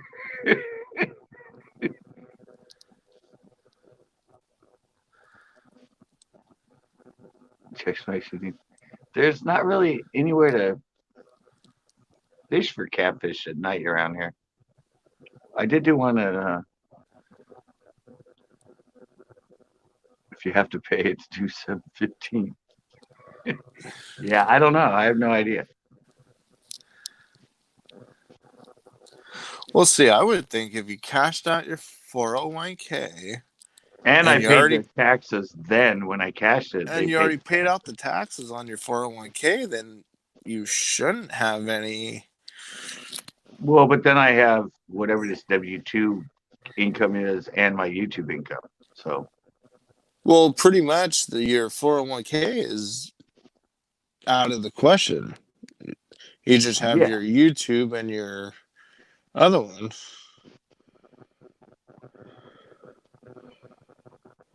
like, just your comment. I missed it.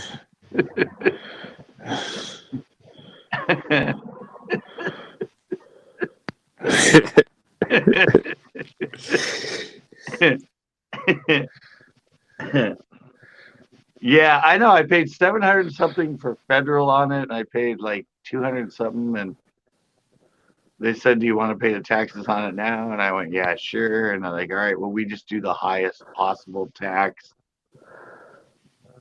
So do you want to do that?" You know, 'cause they keep asking me all these. I'm like, "Yeah, just whatever. Like, whatever the highest amount is, just pay it." Right.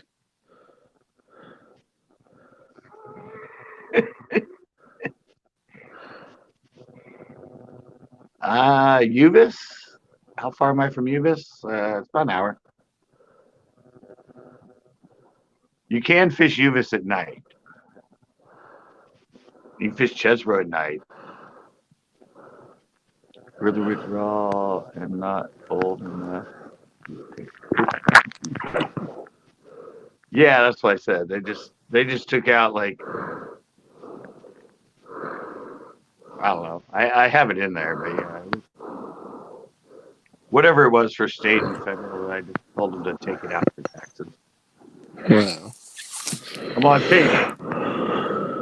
If you're doing the maximum, then I paid it. If I didn't have to pay that much, then I should get something back. So Right. my philosophy. Yeah, well, we can do the minimum tax it might be, or we can do the maximum. Like do the maximum. Yeah. Might as well do it now. It's money I didn't even mean to sign up for 401k at Marshall's. I just forgot to turn in the paperwork that Oh, says I shit. didn't want it. Yeah. You had to sign it. You had to send in a paper that said you didn't want it. Otherwise, you were automatically enrolled.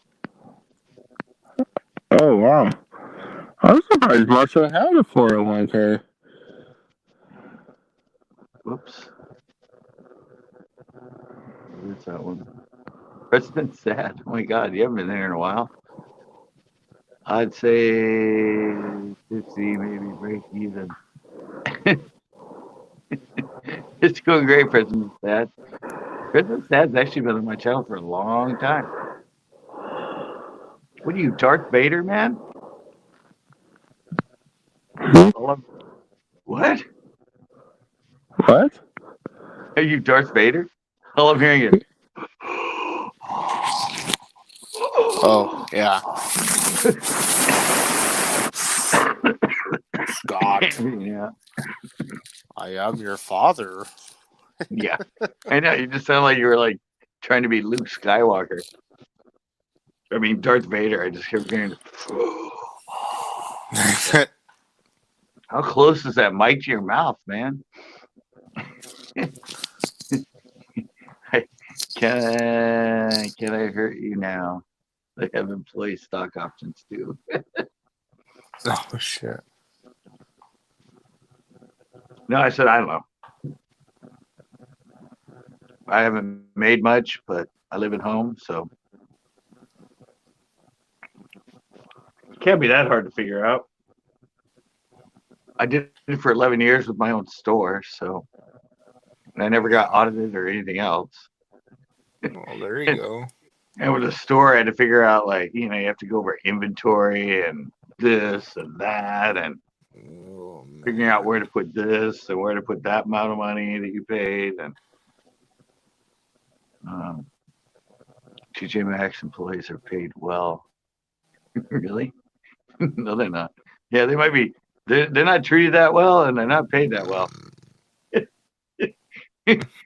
I don't know what you're talking about, AQT, but I worked for him for 9 years under Marshalls, but same company. No, no, no. I'm in line for. I already got one settlement for a lawsuit. I'm in line for a second settlement for a lawsuit, and it's all the same stuff. Wow. Oh yeah, violating labor laws, left and right.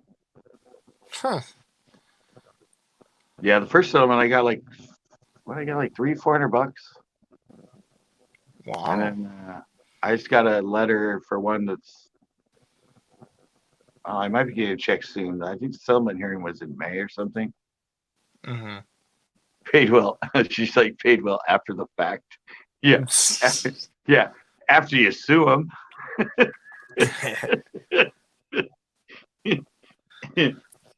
No, you know what they did to me when I worked there? I was up to like $10.50 an hour. Wow. All right, AQT. Yeah, I was up to $10.50 an hour when the minimum wage was still $8 or $8.50. Yeah. Then they raised the minimum wage to $10, Yeah. and and they said, "Oh, we'll compensate the people that have been here longer." Yeah, I was like $2 ahead of minimum. Right. Suddenly, instead of making like $10.35 an hour, I was making $10.50 an hour. Huh. So after like 7 years of being there, suddenly a new hiree was only making 30 cents less than me. And I'd worked for him, 7 years prior to that. Wow. Yeah, when it went to 10, they didn't bump me up the 10 plus what I was making above the old minimum. Right. They just jumped everybody up to 10, and I just stayed a little bit above it. Huh. And that's when I was like, seriously. And you guys talk about how you support your employees and how your employees are the thing we think about the most. And yeah, I was like, what the fuck? Like, the minimum wage bumped up, and suddenly I can quit this job and go somewhere else and make the same money. And I've been working for you for 7 years. Right. Wow. That's crazy. Yeah, that was when I went, all right. That was kind of the reason I ended up getting fired in 2009, 2 years later, 2009, because I knew the hype was free. I mean, I knew they were just stupid. It's typical corporate, just work people to death, don't pay them. Don't give them breaks when they should get them, all that other stuff. It was just like, I was over there. I'm like, I'm done.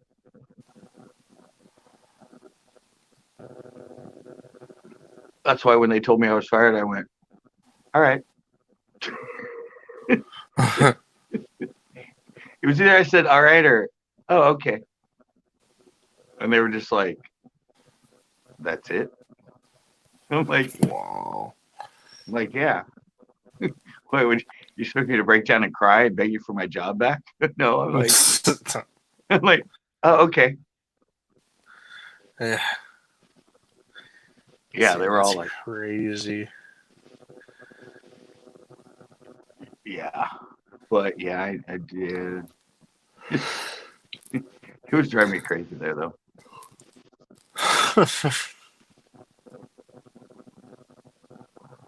Yeah, the nail in the coffin was, oh, we'll compensate our loyal employees that are paid more than minimum, that have been with us for so long. And it was like, I swear it was like an extra 25 cents. Wow.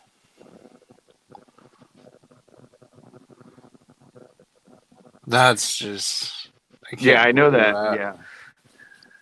I know that. Yeah. AQT, what she's talking about is when you get to the point that you're making money or whatever, you got to keep track of all your expenses. Right. Everything I do, every bait I buy, the pole, the phone. My phone's actually a business phone.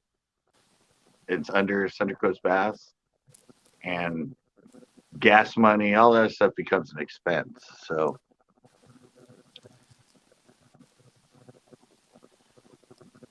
yeah, see, when I start making big money, I'm definitely gonna be paying AQT for this. Yeah, yeah, that's all. All of it that becomes a business expense is what you put into it, and that offsets what you have to pay. So if you're paying a lot to do it and you're not making money off of enough money to yeah, so it's a loss. Wow. Yeah, yeah. I know exactly what she's talking about. I never did it on my business. I never made money on my business, so I didn't care about taking expenses and everything off because it was nonprofit for 10 of the 11 years. I only made money 1 year, so I was taking a loss, so I did it. But once you start making money, then you got to account for all the expenses and all that, and that can counter what you owe or take away from what you owe and all that. Oh yeah. My dad, he ran his own business, so it's like, phew. Yeah, that's why I said I ran my own for 11 years. Yeah. It never made money, so it was like it should have been considered a hobby, but All right. they never contacted me and said, we've noticed you've lost money 5 out of the last 5 years. We don't consider that a business. Huh. Wow. I don't know. That's what people told me, but Yeah. I kept filing the same way and telling them how much I made and how much I spent.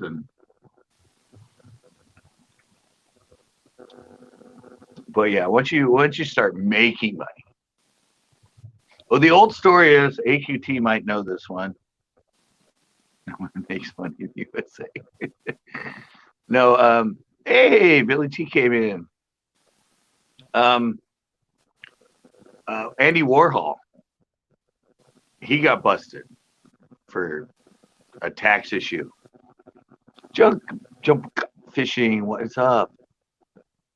And so after that, he kept saving everything, like everything, every cup of coffee, every newspaper he paid for. He just became obsessed. Huh. Back roads. Jimmy C's coming in. I was his live last night for a little bit. Sanitizer, wash hands. Not Jimmy. Yeah, that's to... yeah. If you watch a documentary of Andy Warhol, after that he was just every single receipt that he ever did, he put best friends outdoors. Howdy. Yeah, he put it in like he had a trash can thing that he just threw everything in for his accountant. Like, Oh, jeez. I think it was tax evasion or I don't know something, but Yeah. or just an audit. I don't know, but anyway, yeah, he got obsessed with expenses after that.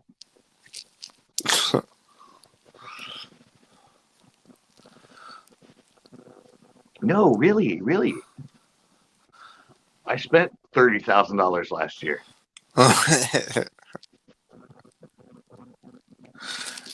Oh, this picture I'm looking at's funny. It has a guy towing a house down the highway, and it says, me buying a crib in Texas for $20 and bringing it back to Cali.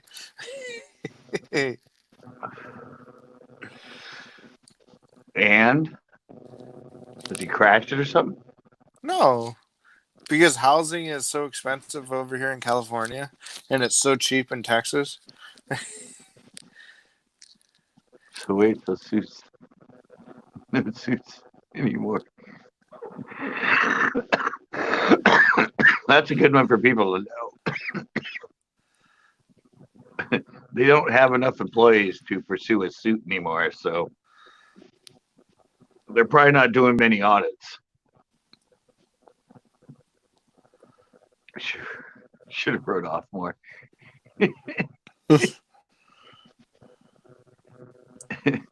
Yeah, I haven't written anything off. I've never written anything off. But I said when I start making money, yeah.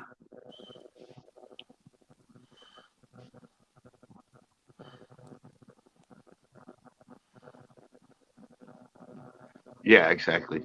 Well, so I did it for 11 years. I never made money, and I never came back and thought it was suspicious.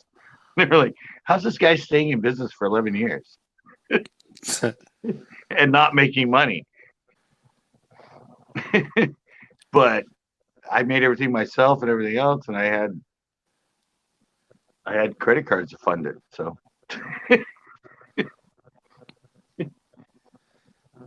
it all kept adding up. But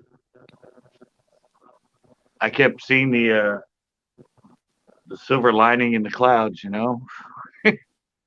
know I'm good. It'll happen. It'll happen. But back then there was no social media like there is today. YouTube hadn't come out.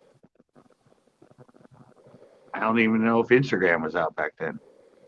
Well, I ended it in 2009. It was out before, but by the time I got to the time that YouTube and all that came out, I was a homeless person, man. I was running out of money like daily.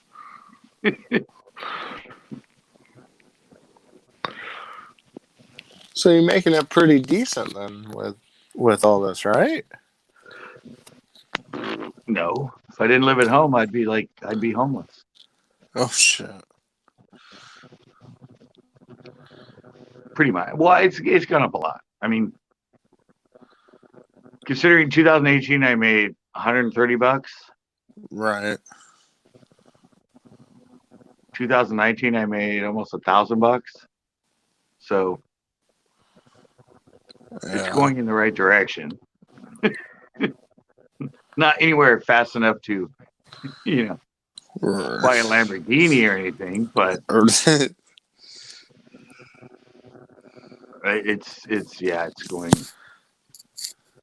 it's going in the right direction. So, Real Man. Oh, Real Man got a sticker. I told you all you gotta do is send me an email saying free sticker, and I'll send you one. Whoops. I don't even know what that one says.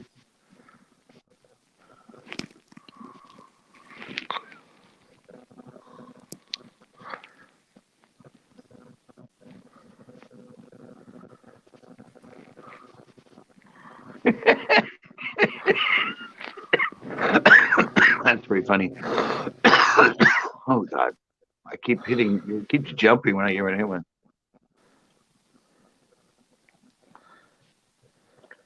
$1,000 in 2019. You can't. Yeah, all right. Yeah. See, Captain's coming in to rib me now.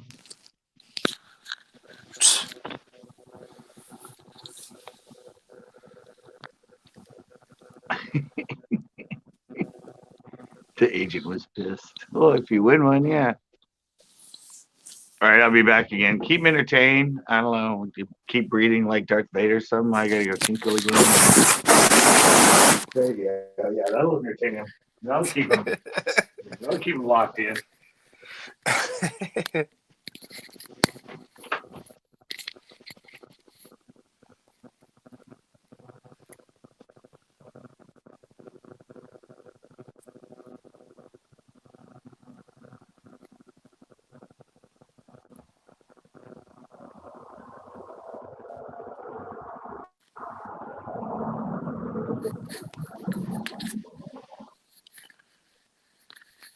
He's taking off in his jet.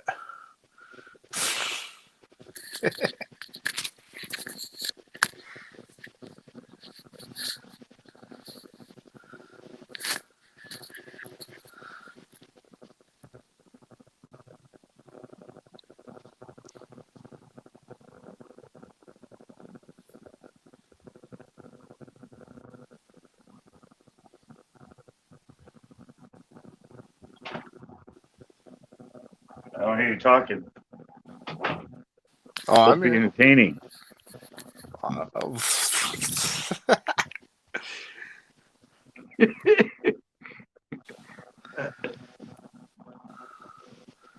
Wait, I go back and catch up on the comments now. I know I'm not ribbing you. I'm just saying to others here. Almost well, I know they do. No, I know it's true. I think I felt when I lived in San Francisco with my own store, and I couldn't even make $10 in a day, and I'd watch homeless people make like 100 in a day. Yeah, but see, all that is tax free, is the homeless. Yeah, but that's when I was just kind of like, I'm doing this wrong. I don't need a storefront and be creative and make incredible clothing. I just need to sit on the corner with the sign. I can make more money doing that. What kind of lifestyle am I living? Worse than a homeless person? Really?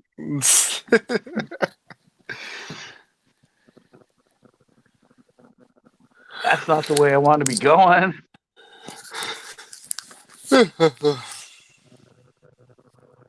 But thank you, Captain, for coming up with and analyzing my life in one little chat there.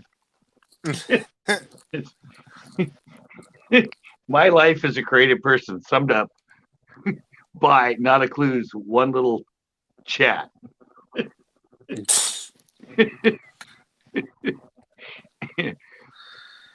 Exactly. Why do you think I'm bitter?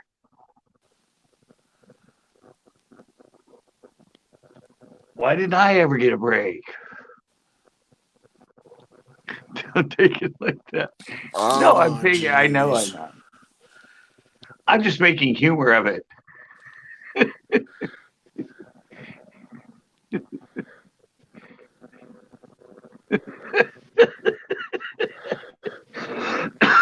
I'm not taking it that way, Captain. I'm just making humor of it. Remember, I'm a sarcastic, realistic comedian. So I use the pain of my life to turn it into something humorous.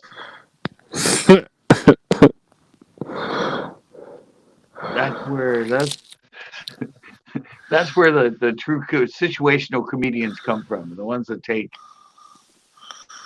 their hardships and everything else and make it fun, make it humorous. I tried, but it came down to the fact that homeless people were making more money than me.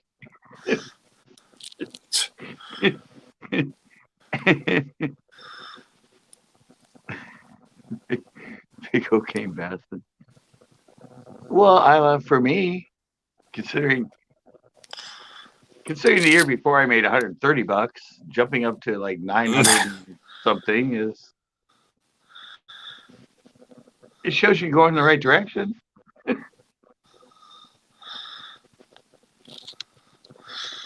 Right? That's funny. Yeah, and now that, like I said, now today that I understood the analytics and stuff, I'm kind of like, oh, okay. Now that I see what my videos can do if I do it all right, I might be able to make some good money. Huh. It's not about, that's why I said learning today, it's like there's so much behind it that has nothing to do with your content. Right. It's getting your content seen by people, and when they see it, it's good.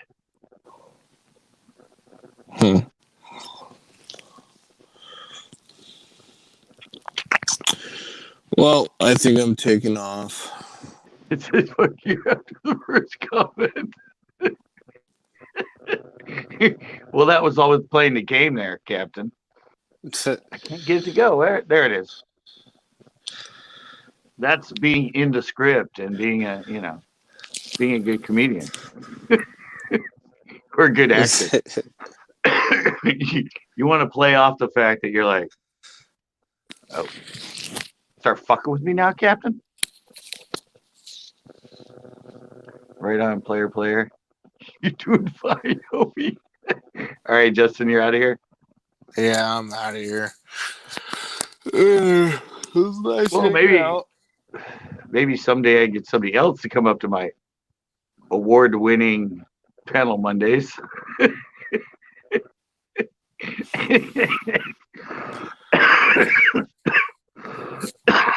I'm trying to determine if the faceless mouth breather is helping your live or not. Wow. Easy. I'm helping it. At least he's on the panel. And I'm Hello. not clicking. Yeah, you're not. Yeah, he's not. He's not. Was it? God's must be crazy today.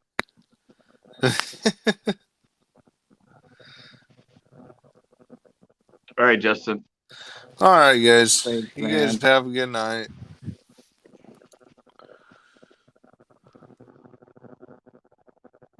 He's trying to figure out how to go off. There he goes.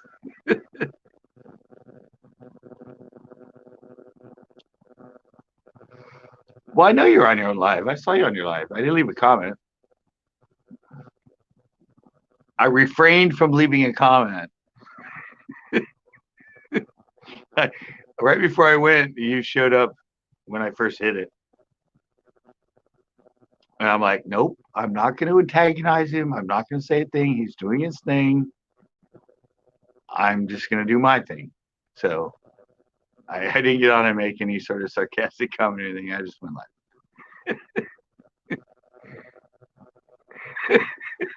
oh no, this is my life. When it's my life, it's all bars out,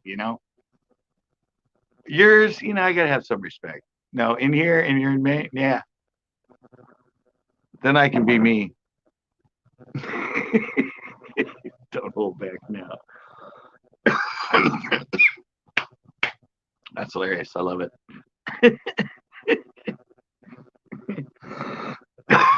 Don't hold back now.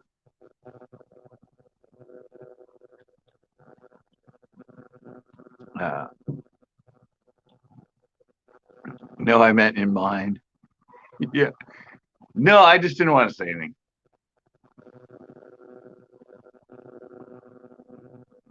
I heard you were kind of winding down and all that stuff, so I didn't want to, I didn't want to, because I was going live. I didn't want to, I teach you enough about that. It's all fun. It's like,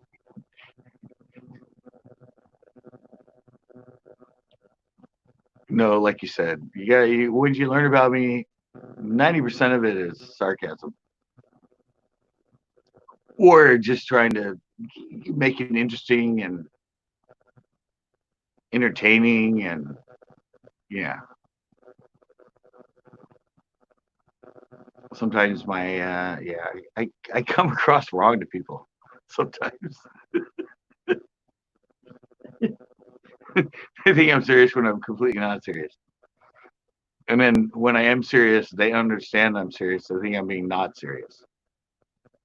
That's happened in work situations and other stuff too. And I always get the conversation with them. Dude, I didn't realize you were really upset. Like, because I can never really tell if you're like really upset or if you're just pretending to be upset. Like, yeah, well, I kind of live my life like I'm in a movie, so I can pretend to be mad a lot of times. Well, I'm not mad, but at least I'm convincing. Show something.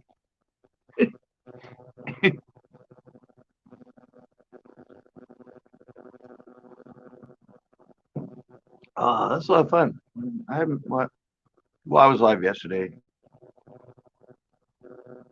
It's all fun and games until someone gets a hook in the eye.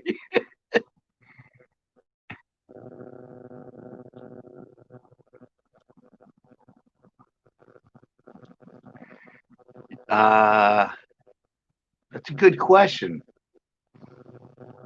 That's a good quote right there. Yeah. I don't know. I don't know if I ever am. Well, I already said 90% of the time I'm not, but that quote is more to the person that's listening to me. Because to me, I know 90% of it is usually sarcasm, but to them, they don't know. To them, it's like 50-50. Like, is he serious? Is he not serious? Is he serious about being serious? Or is he seriously serious about seriously not being serious? Because I can never tell with him. Seriously.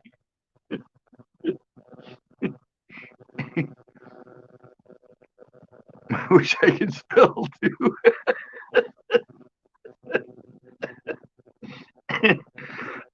That's pretty funny.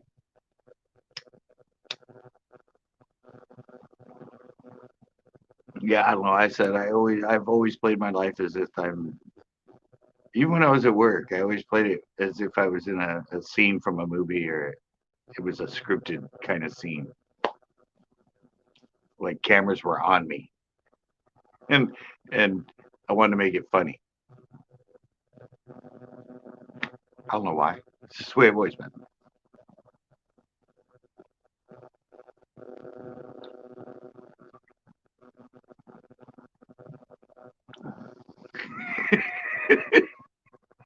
Exactly. It's called sarcasm.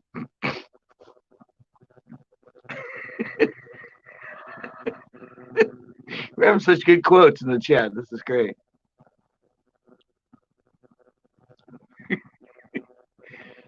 Yeah, obviously I'm happy. Sometimes.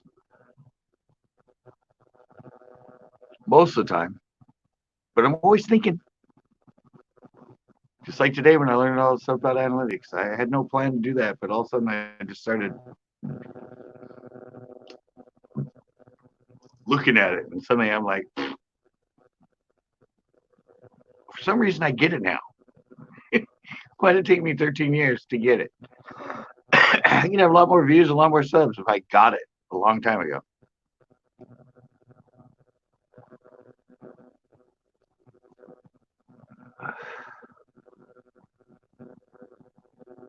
Kelp is growing to new heights. Did you ever do the video?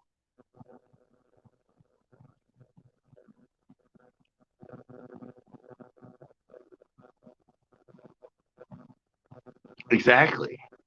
Yes. Yeah, if you're really good at sarcasm, you can be very rude and insult someone, but they laugh. Bait the hook. Kelp is growing. Oh, somebody's in the basement. It doesn't say not a clue, so I'm not sure. Oh, it's faces right there. Never mind.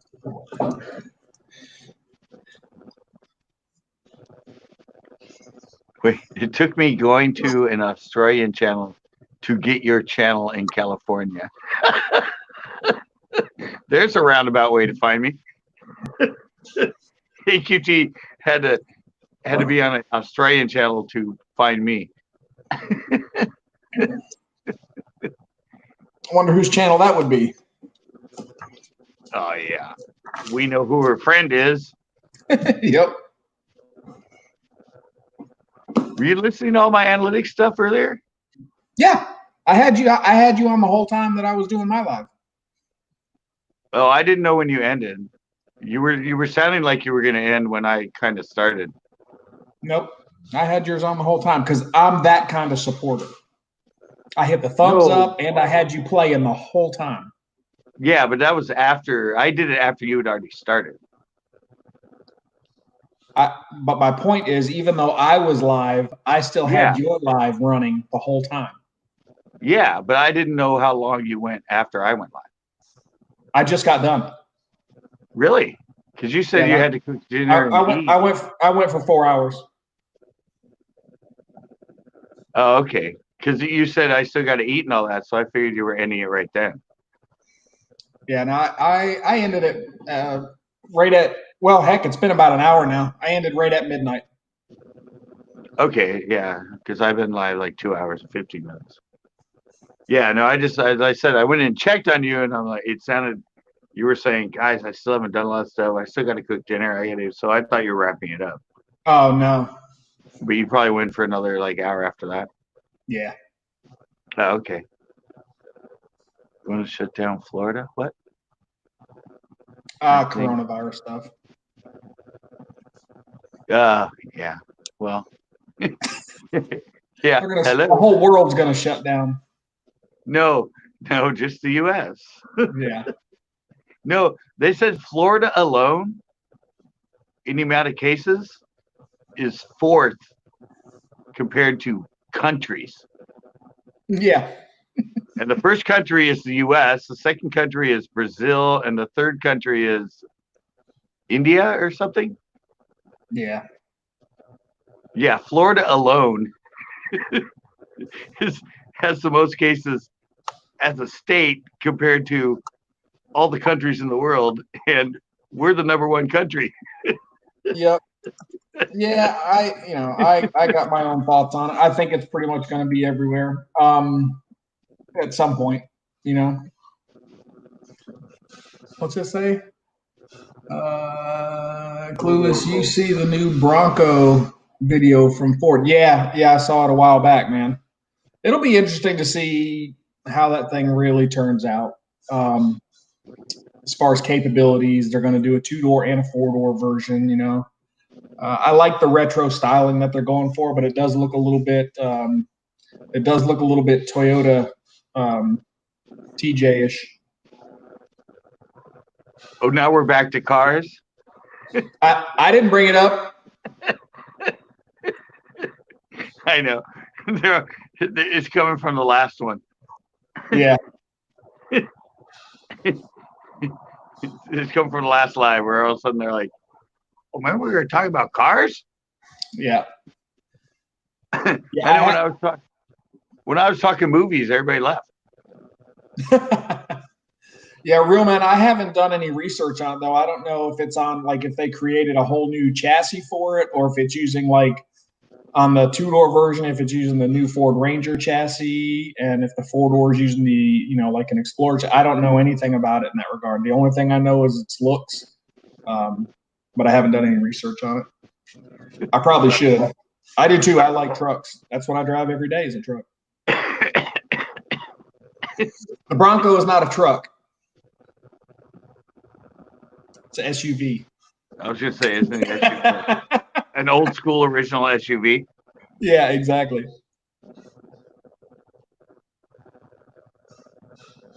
Yeah, see, I was never a truck person. I care less.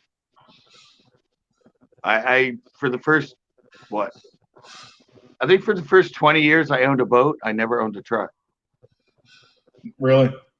I had to tow it with either my sister's truck, my roommate's truck, or my friend I fished with's truck.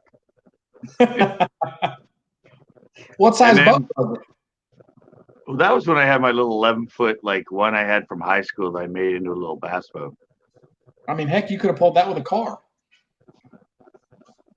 Yeah, but I had my fixed up high-end Rabbit. I didn't want to put a hitch on that. Oh, yeah. And then I got a truck. Then I got rid of, the car ended up burning out the number one cylinder. Got rid of the Rabbit.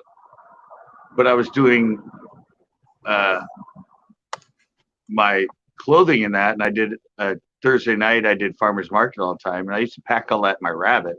So once that thing died and I had to get a new car, I'm like, well, I should get a truck so I can store all this stuff. And then later on, they came to me like, oh, I have a truck now. I should get another boat. It was like a complete backward way that I came about. Right. Getting the bass boat. Let me get a boat. Wait, I don't have a truck. Get rid of the boat. Get a truck. Oh, wait a second. Now I have a truck. I can get a boat. Yeah. It was totally bass backwards. It was like you think after 20 years of owning a boat, never having a truck, that I would have gotten a truck at that point. But no. Right. But then I got a truck and I went, oh shit. Now I don't have a boat. Now I don't have a boat, but I can buy a nice boat and I have something to tow it with. Yep. Yeah, it was like I said, it was because I was into cars. I was into my fix-up Rabbit and high-end cars and mountain racing cars, and truck was just something you had to tow a boat. So Yeah, it's like, it's a vehicle of purpose. I like trucks though. I like being able to sit up high.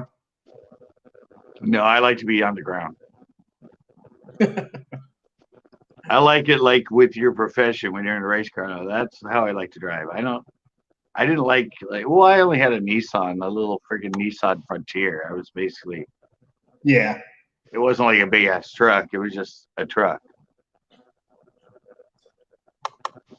But What yeah, I really like to do is drive big trucks like a sports car and scare the piss out of people because that's fun.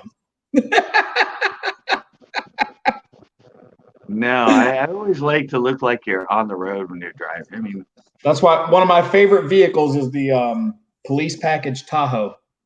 I love that vehicle. no, I was just never. I mean, funny thing was once I got rid of the Rabbit and I got the truck. The truck was, I didn't. I mean, it was just to get me here to there. Yeah. But then suddenly I bought this bass boat that did like 60 miles an hour and all that. So the speed part of it from when I had the Rabbit suddenly became the fun of being in the boat. Right. So the driving wasn't about going and finding a really cool mountain road that I could race and all that. The driving was just a old lady get me here to there, and then Right. the boat was the sports side of it. So it totally switched. It was fun to just floor it, get up on plane in 4 seconds and be doing like 60 miles an hour and like making tight what kind of bass turns. boat was it? It was an old 1976 Terry. Terry? I've never even heard of that. Yeah, it actually had a patent pending on the back. They were the first bass boat designs Really? in 1976. Yeah, but it had a 55 horse on it. Mercury? And it was only 16 foot long. So Dang. it would do 55 miles an hour. Holy crap. Yeah. Yeah, it was. My freaking John boat's is 16 feet long. Yeah, my whole fiberglass bass boat with the decks in the front and the back, the live wells and everything. Yeah, it was 163 centimeters, which makes it just under 16 feet. Yet it had a 55 horse on it. And the steering wheel and everything. So yeah, it did. I think the fastest I had it was about 55 miles an hour. Man. I never went full out. I usually did about 40. Yeah, I'm looking at one right now, a 1976 15-foot Terry bass boat. Yeah, that's mine. That's the one that's in all my first videos on YouTube where I'm fishing. That's it. 1976, 55 Evinrude on it. Yeah, that thing got a bit. That thing moved. I mean, 55 horse on a less than 16-foot boat. I mean, Yeah. It's fiberglass, so it's a little bit heavier. Yeah, it's a little heavy, but still. But yeah, that thing moved. Yeah, and back then, even then, the engine's 55 horse. I mean, it depends on what the prop pitch and all that, as far as how it's going to put out. It sounds like if you were getting up on plane that quick, it sounds like it had a really torquey prop. Yeah, I mean, if I slammed it, it'd be up. Yeah, I mean that's in bass boats. That's a whole shot. Yeah. Yeah, it's how many seconds it takes to get on plane. But yeah, I mean that if that thing sat there and I sat in it and just floored it, it was like a rocket ship. Like, I mean, you were on plane instantaneously. It was just like, but I think back then, probably the horsepower rating for the boat itself was probably less lenient compared to how it is now. Sure. So I'm sure that boat today, 40 horse, might have maybe been the top horsepower you can put on it. Gotcha. But yeah, that thing it took me a while to like not be scared, because that thing would chop right through, like, waves from boats coming at you parallel. Right. Like, I was always scared, as I'd always slow down and like hit him, and then all of a sudden one day I was in a hurry to get back to a tournament, and I just I had it floored, and somebody went a ways ahead, but somebody went across in front of me, and I knew the little wakes from were coming, and I'm just like, screw it. And the thing just went dun-dun-dun, dun-dun-dun, and just kept going. I'm like, wow. I thought it'd be like, no, it just skipped over. It just went. I mean, that's the way they're designed. They just like, yeah, they just cut right through them. But yeah, that was my first introduction to it. I'm like being late for a tournament weigh-in. Other than that, I usually like, I would have fun and like take it out and like, and do just like high speed turns and slalom in it and circles. Right. But yeah, usually when I saw any sort of wake or wave coming, I would be all like scared. But yeah, I was just like, I got to get back. And there were white caps too, so it was like way chop. But when you get those things on high and they're just running on that back plane, they just go right over them.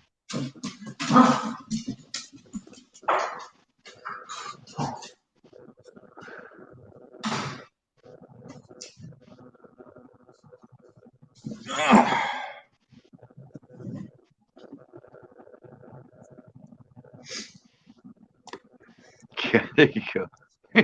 Back roads.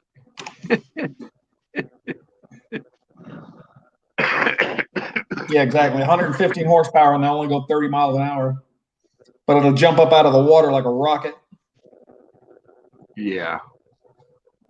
Well, you gotta remember today with the boats, the fiberglass boats, you have an 18-foot boat and have a 115 on it.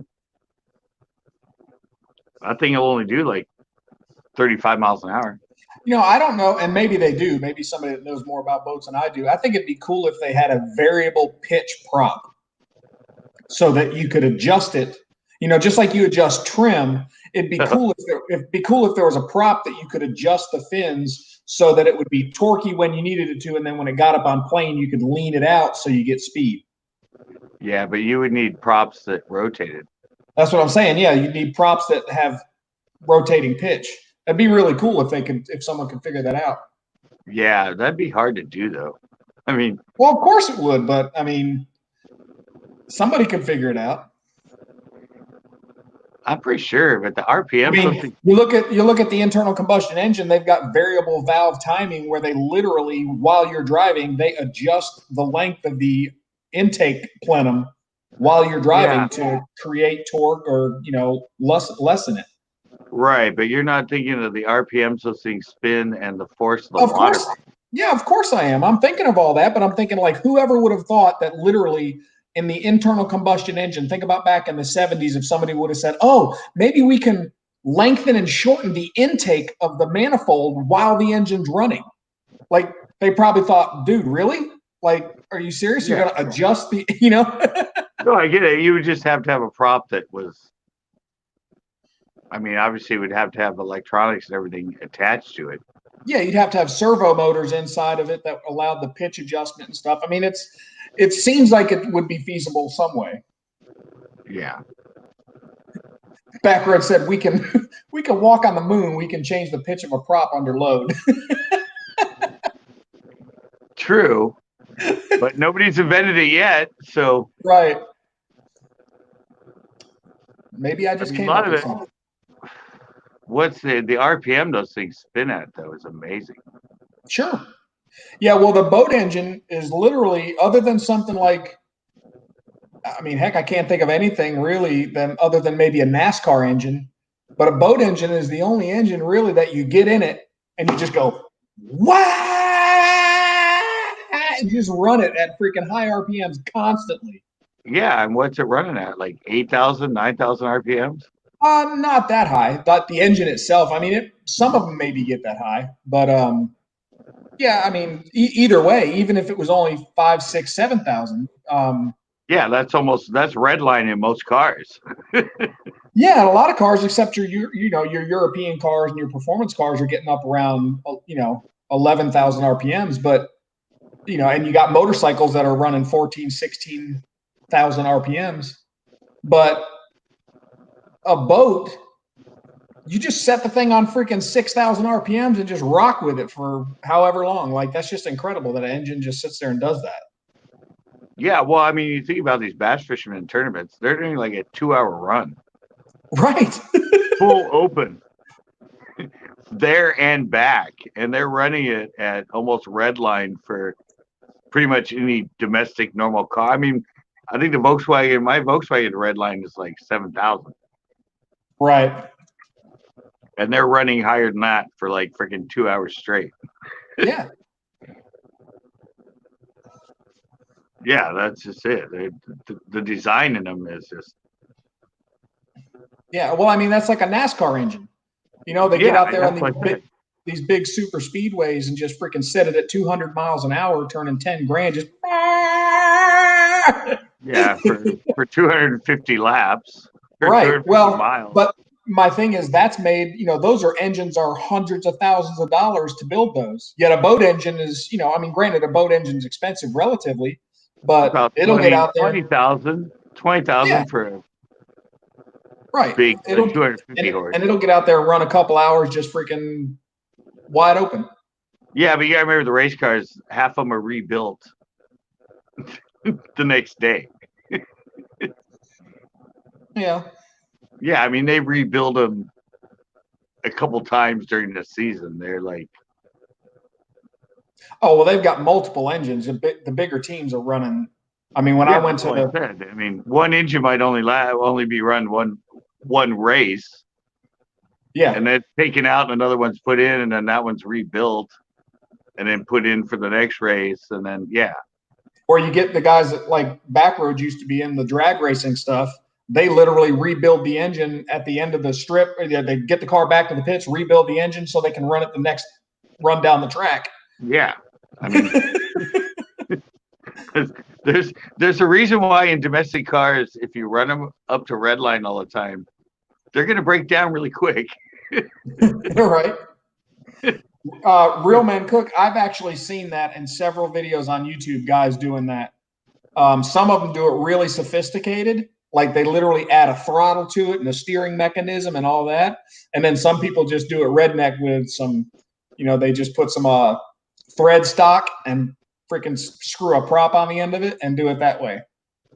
But yeah, I've seen a lot of cordless drill trolling motors. Yeah, but in the bass world, it's all about the prop. Yep. Either you want high end, or you want whole shot, or you want. Yep, that's why I'm saying economy. Yeah, it just seems like there would be a really.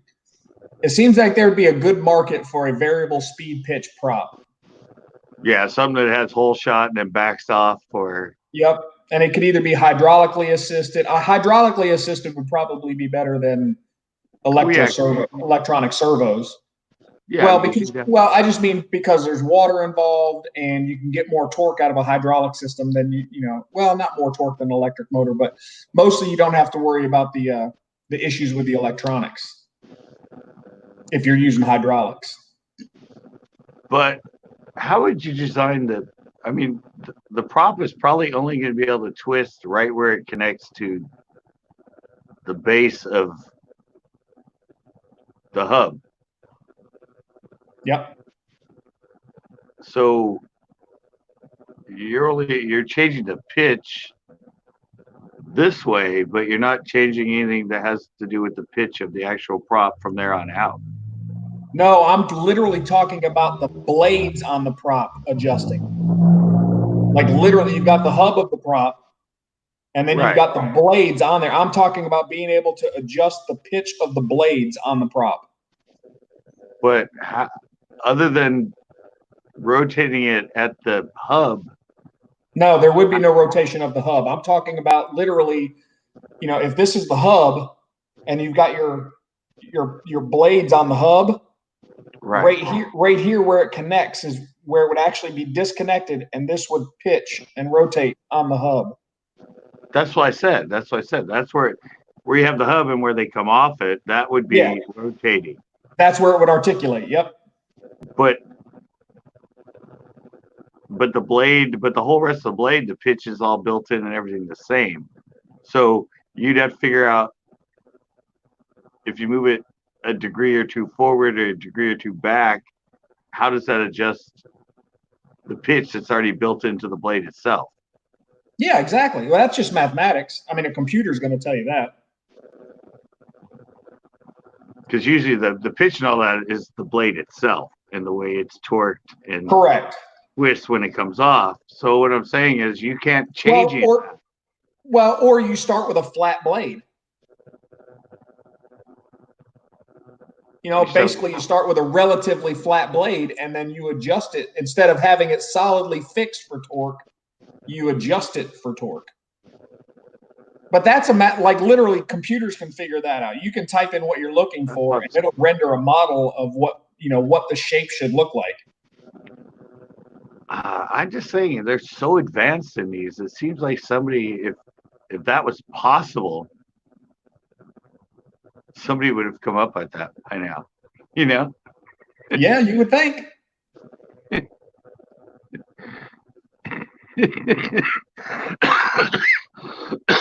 I mean, maybe it's been tried, but it's just not feasible. Yeah, I mean, it could. Yeah, and it could be one of those things where the engineering cost to develop it would outweigh the cost you would ever recoup selling the boats. Because right. I know there's things in the automotive world that can be done, but the engineering and development costs of it don't warrant the ability. You'd have to sell the car for right. A car that a $40,000 car, you'd have to sell it for $90,000 or $100,000. It's just not worth it. Right. Yeah, that's what I'm saying. Because most Bass Pros and everything else, they switch props according to. It's much easier to just take a bolt off and put prop. on a prop. Yeah, that's exactly right. For if you're doing a long run and you want speed, or if you're doing a bunch of running and gunning, so you want the whole shot. Yep. And they just carry different props, so they just put on a different prop, considering the conditions and what they're going to be doing. Right. So it's a lot easier to take off a bolt, put on another prop, than to re-engineer the prop itself. Yeah, then to spend $10,000 on a prop that adjusts itself. Right. Oh, the engineering and development of it would be millions of dollars. It would take you 30. It would take them 30, 40 years to recoup the cost of just the engineering and development. No, but I'm saying you can get a good prop for like $400. Right. And to pay $10,000 for one prop. Right. And as soon as you hit something with it, it's junk. Yeah. Yeah. And then you hit a rock or you hit a stump. Yeah. Yeah. That's probably why that idea has never been fulfilled in the past. All right. Well, then we'll move to my my idea of for racing. Years ago, I thought they should make a smokeless tire. Because, in NASCAR especially, somebody spins out and they floor it because it keeps them off the wall, and it creates this huge cloud of smoke that everybody's got to drive through blind. As a race car driver, you go through a spin out and it's terrifying because you're driving blind. It's like driving in fog at 180 miles an hour. So if you made a tire that didn't smoke, the only reason tires smoke is because they're made with oil. Okay, stop right now, because you're taking away everything that everybody loves about race cars and driving. And that was the resistance I met years ago when I was talking with Michelin and those guys. Yeah, exactly. Yep. Yeah, hey, full send, donuts, no smoke? Right. Click. So Click. then I just started doing drift racing and said, let's make as much smoke as possible. Exactly. If you're taking away from, it's like, people that go to NASCAR, they don't go to NASCAR to watch people make a left turn all day. No, They go just for like you the don't. accident. Right. You don't go to a hockey game to watch for a score. You're looking for a fight. For the fights. Yes, exactly. Yeah, exactly. You're taking away from everything that's about race cars and driving and peeling out and all that. To take away the smoke, that's like a firework that you light and it goes up and blows up and doesn't have any smoke. There's no flame. You just hear a boom and that's it. Yeah, it's just an invisible boom, and no, you're like, wow, that was loud, but there's no smoke in the air. There's no like, what the hell? Who invented these fireworks? They suck.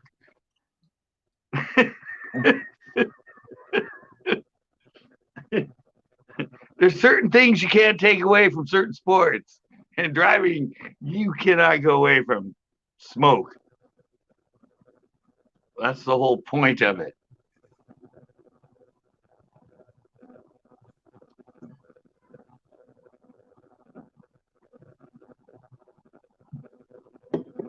$110K, no problem. Yeah, I think it would more come down to not the price of the prop, but the durability. You pay that much for something, and then, like you said, you hit a stone or you hit a sandbar, and you freaking destroy the thing. Obviously, because it's got a pitch point, it's going to be a weaker prop. Period. Yeah, So that's the same thing I said in my bait casting reels. There's a weakest link. So something in a prop that's solid, one piece, you have something that has motors and servos and connections to it, and it's just one more problem on a boat, which everybody knows. The first day you buy a boat, the first day you buy a boat, the first day you buy a boat, and the day you sell it are the best days in your life. Yep. So to add one more issue into that, that's probably why that thing's never been invented. Yeah. Technology might be there, but it's marketing. It's not going to be profitable. Yep. Well, dang it. We just shot down I was that close to being a billionaire. Yeah. I almost made the cover of Forbes magazine. Yeah. Well, that's like, have you ever seen Gasshole? No. You've never seen the documentary Gasshole? Mm-mm. No. It documents the story of the water vapor. The water vapor into engines. Oh yeah, where you can burn water vapor. Yeah, where you can get like 100 miles to a gallon. Yep. Yeah, well, that's the whole story of the guy that invented that, and the whole way that it ended up getting squashed. Yep. And he ended up dying mysteriously 2 weeks after he sold the patent. Yep. And yeah, I know the story. I didn't know there was a documentary out on it though. Yeah, it's called Gasshole. Okay. Yeah, I'll check it out. Yeah, I know that story. A lot of people don't know about that. Yeah, and they have interviews with people that knew him. There was a guy that created one, and he had like mysterious cars like watching him and sitting on his street and everything else, and finally he ended up like pulling it out of the car and like destroying it. And the other funny thing is they actually talked to somebody that worked for Shell. Okay. And Shell bought the patent from him, and then they pretty much squashed it. Yeah, but aren't all his paperworks and stuff for that, like, they're nowhere to be found now? Nope. If you go to the House of Patents or whatever. Yeah, the patent library. Yeah, it doesn't exist. Yeah, that's what. They basically destroyed everything. Yeah, he had a patent for it. They bought the patent, and now the patent is like nowhere to be seen. Yeah, and nobody else has re-engineered it the way he had it. Because you could get, Yep. he had shown you could get hundreds of miles per gallon out of a carbureted engine. Yeah, and this was back in the 50s, and it was like a 3,000, 4,000 pound. They actually in the documentary they have the video of him that was on the news and all the newspapers and everything. Really? Brand new tank, and it was like a Edsel or something. They call Right. it brand new tank with his system on it, and they show him at the gas station when he starts with a gallon of gas, pouring it in, and then they document him driving over 100 miles to another gas station, and it's all on videotape. There's still articles you can find about it and everything else. And yeah, they bought it from. He died. Evidently, he died. It was like 2 weeks after Shell bought the patent from him. Yeah. He died supposedly of drug and alcohol overdose. Right. Yeah. Yeah. But yeah, it's all documented in there. And they show the pictures of him with the engine. They have interviews with people that know him. And the funny I'll thing have to is, check that out. they have an interview with the guy that evidently Shell had a book about it Yeah. at one point. Yep. They did. Yeah. And they got an interview with the guy that edited the book. Nice. Yeah. And he talks about it during the documentary Gasol, and he said, yeah, we were playing with it after we got the patent and this and that, and we didn't get up to like 70 miles a gallon or something until like into the 70s or late 60s or something. And you're like, wait, what? Right. How many miles to the gallon do our cars get now? Now. Right. And back in the 70s, they were pushing way heavier cars and getting up to 70 miles a gallon, like, Right. and it all got squashed because the oil company doesn't want that. Well, heck no, they're not going to sell as much oil. Exactly. That's what squashed it. But yeah, you got to look that up. I'm 99%. Well, yeah, I know the story, but I'll definitely watch. Yeah, because I know that story, and a lot of people that I've talked to have never ever heard about that. Yeah, no, there is a documentary. It's called Gasol. Okay. It was from I downloaded it, I think, when I was in San Francisco. So it's from like 2008, 2009. Okay. But I got it off Pirate Bay. I got it for free in that. But yeah, I still have it. It's called Gasol. But yeah, it showed him with it in the engine, and he used to go to the drag races, and that's where he showed it off to people. Huh.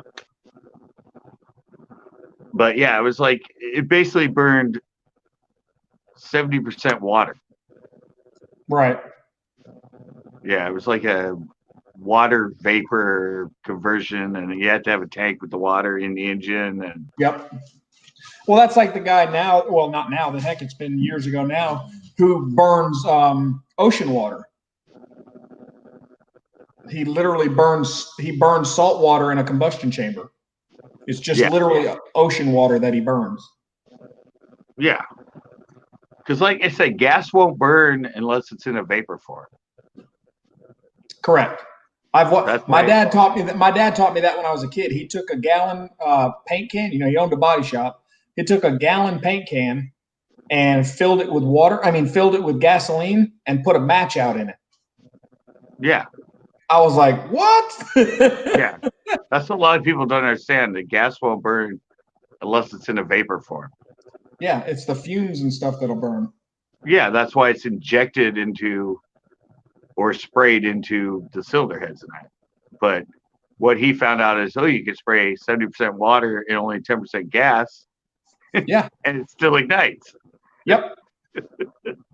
And the oil industry went, oh no. That ain't happening.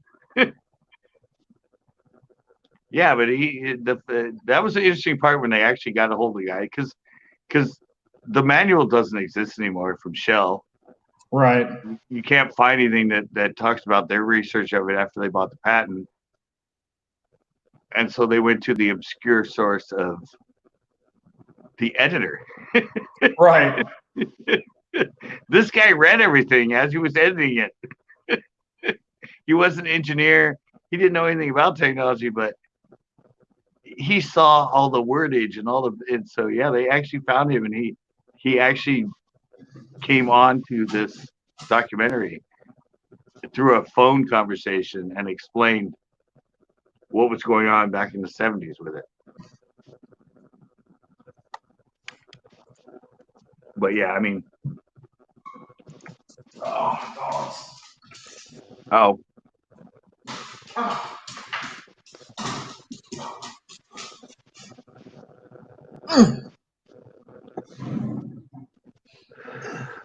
but think about that technology. If they would have been advanced that, Yep.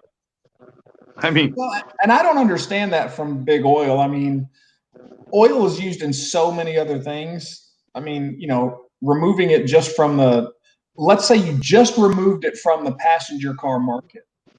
I mean, yes, that's going to be a huge impact, but it's not world ending. I mean,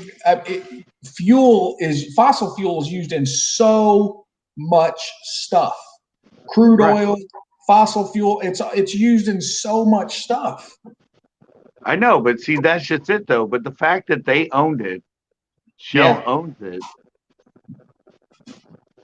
even to this day, evidently, if you file for a patent or anything that has to do with that, they can squash it. Yep. I mean,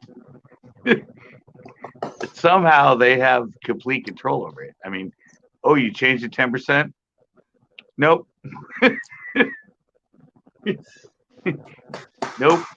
Nope. I don't. Yeah, because I mean, patents you can actually change a certain percent. Yeah. And it can still be applied for a separate. Yeah. Yeah. But so why since then? Yeah, there was a guy. There is a guy. He's a key grip on some of the commercial work that I do. And I know you know what a grip is, but for the guys that may not know what a grip is, those are the guys that do when you're doing camera shoots and stuff on films. They do all the rigging and stuff that holds the camera in place. All these pipes and bars. It looks like an erector set. That's what they do, is they build and design that so it holds the camera on the cars or on whatever. But anyway, this guy Talmadge, he's a key grip, and he drives an old 80s model Chevy pickup truck that he made his own what do you call it? Hydrogen cell for, that he runs. He can run his truck on hydrogen, that he uses a lead acid battery. He's got his watering system and all that stuff, and it just looks like an old beat up Chevy truck, and it runs on hydrogen. Yeah, well, I met a guy once. He had like a Volkswagen diesel truck, but he was running it on like corn oil.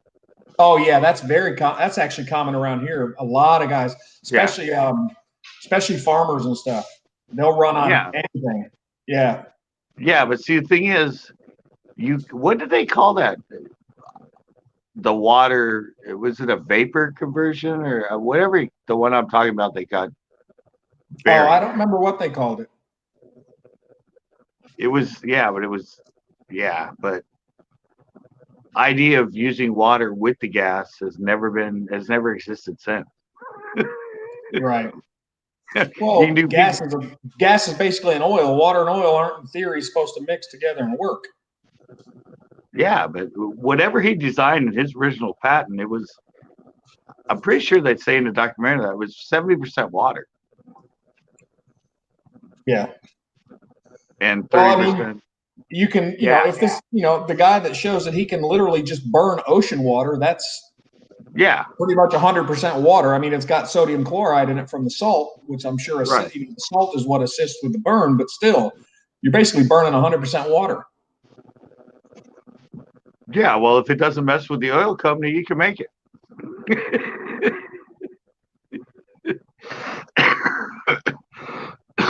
It's something that gets you better fuel when you put gas in that they're worried about. Right. I mean, Well, look how heck, long it which look how makes long no. it took us.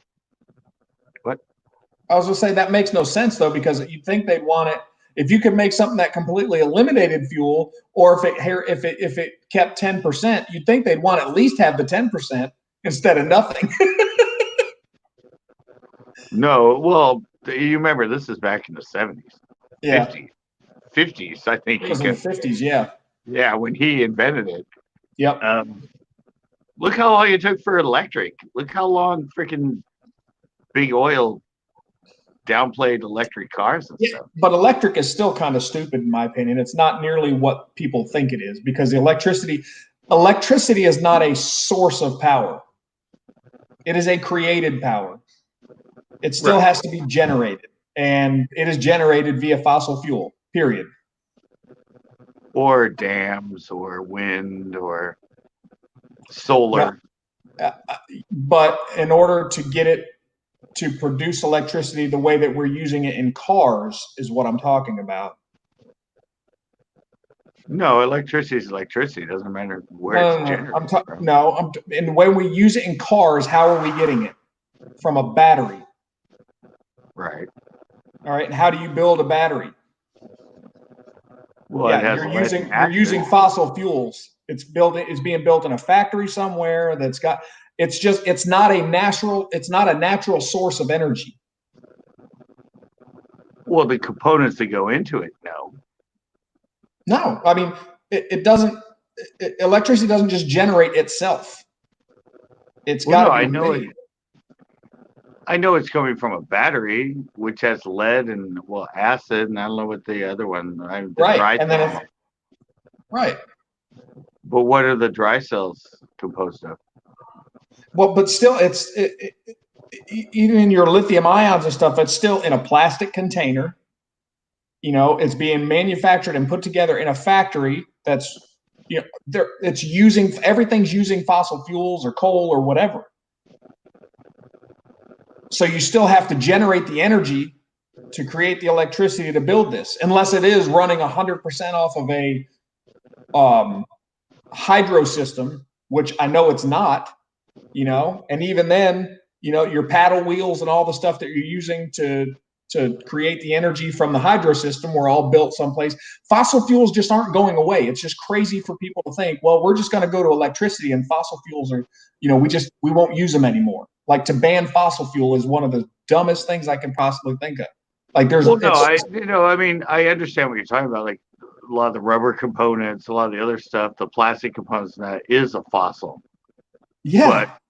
But that battery within a car is a fossil fuel that's locked in that lasts for years.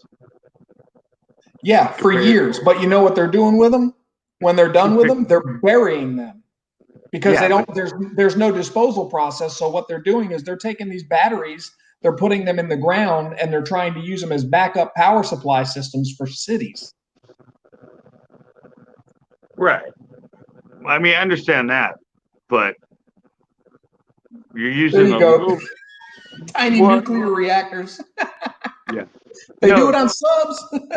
Well, you're using a little bit of fossil fuel that'll last for a long time compared to using fossil fuel every day that burns and ignites and emits fumes and exhaust. But then you also have to go to the cost standpoint. It's way more cost effective to use fossil fuel. That will be the biggest challenge for electricity, is the transition is going to take a lot of time. These people that want to make this happen by 2021 or 2025, it can't. You will crash an economy that way.